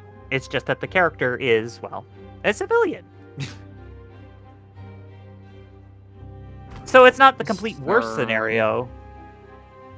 Not the complete worst scenario, but the fact of the matter is they might not know that they didn't actually tell the thing that they thought they told, so they might have said that they actually told the thing, which may end up creating even more problems. Oh, Lord. And I'm basically Cashel in a moment. If I'm playing effectively the straight man of this concept, and everyone else is, which is fun, and I just need to relax and enjoy it, and make my character kind of just turn off a few brain cells, just relax, keep your cool, which is what he can do. He does that to a certain extent. It's actually a survival mechanism. You don't act like anything is going wrong. You don't panic, because if you panic, you thrash, and when you thrash, the sharks come. Yeah, sadly, I don't get that pleasure of trying not to panic when somebody says something that's secret information with what my job is, essentially. Because as soon as somebody says it to the people that definitely shouldn't hear it, I have to, one, immediately, like, contact somebody, let them know, like, hey, we had a breach of secret information out here. And I have to tell them exactly who it was and give a rough estimate of what it is. And I hate that it sits still in my head, which is why you can kind of understand why I'm, like, asking about that. Like, Yeah. what? Well, I can. Well, Cashel did have to debrief, and they kind of cut it short, but they did end up getting taken into an area to be debriefed. So I don't know what Cashel would have said, but I am glad I'm not Cashel, but I kind of am Cashel. I would be 100% fair right now. I would have said, you put me with civilians, and they just gave out information that we aren't supposed to give to enemies. They don't even know what OPSEC is. Give me OPSEC as in... Yeah, operational security, yeah. Yeah, as in that. I have to do a certification of that every year, along with a cert called InfoSec as well. Because, information security, yeah. Yeah, because our job. Uh-huh. Space aliens, man. Anyways. Well, in real life and everything with my job, I can't, even if I wanted to... Well, I can tell you what aircraft I deal with. I'm allowed to tell you that. I'm not allowed to tell you, of course, how many show up, how many leave, or even what their possible mission is, because that falls under OPSEC and InfoSec. I mean, to be fair, I could tell you were concerned about that, and you had a healthy respect for that because you were worried about even mentioning about energy drinks. Yeah. To be fair, it's like my job. It's a healthy caution. Yeah, my job, we deal with limitations and stuff, along with the fact being right now we're at... Yeah. It's not even dealing with, like, information or stuff, it's just the level of personnel we have right now. If we were to go down, shit happens. And I don't want to be the cause of something bad happening. If I can avoid it. It's a good thing you're not Cashel. 100%, if somebody gave away information that they're not supposed to share, even before the military could do something. I'm happy I'm not in the campaign, to be fair, because of that. I would have been like, yeah. Nope. I would legitimately punch the person who told information you're not supposed to tell. Yeah, although in their defense, it was like this interdimensional, like MK Ultra-y. They're riding in an elevator and then ripped out of the reality and put into an interrogation thing where they're continually put in a position where their life's in danger, like full on, like, you know, and then told different questions of varying intensity to confuse them and disrupt them. It went on full on, like, interrogation from complete normalcy. Yeah. It was, yeah. Terrible company to actually have civilians in this kind of secretive work. I don't know. Yeah. 100%. Or at least not trained enough. They were definitely not trained enough. Yeah, but sorry, go ahead. This is where I'm going to be calling the stream for this evening. So, thank you everybody for joining us today for Timberborn. I really appreciate you guys coming by and hanging out with me. Check out our website, zgfgaming.com. We've got links for our Discord, Telegram, Mastodon, Blue Sky, Patreon, and more. They are on the website as well as down in the description below through our link tree. Thank you to my patrons, tippers, and subscribers. It is your support that keeps this channel alive and going. I cannot do this without your guys' help and your support, so thank you. Consider becoming a patron over at patreon.com/ZGFgaming.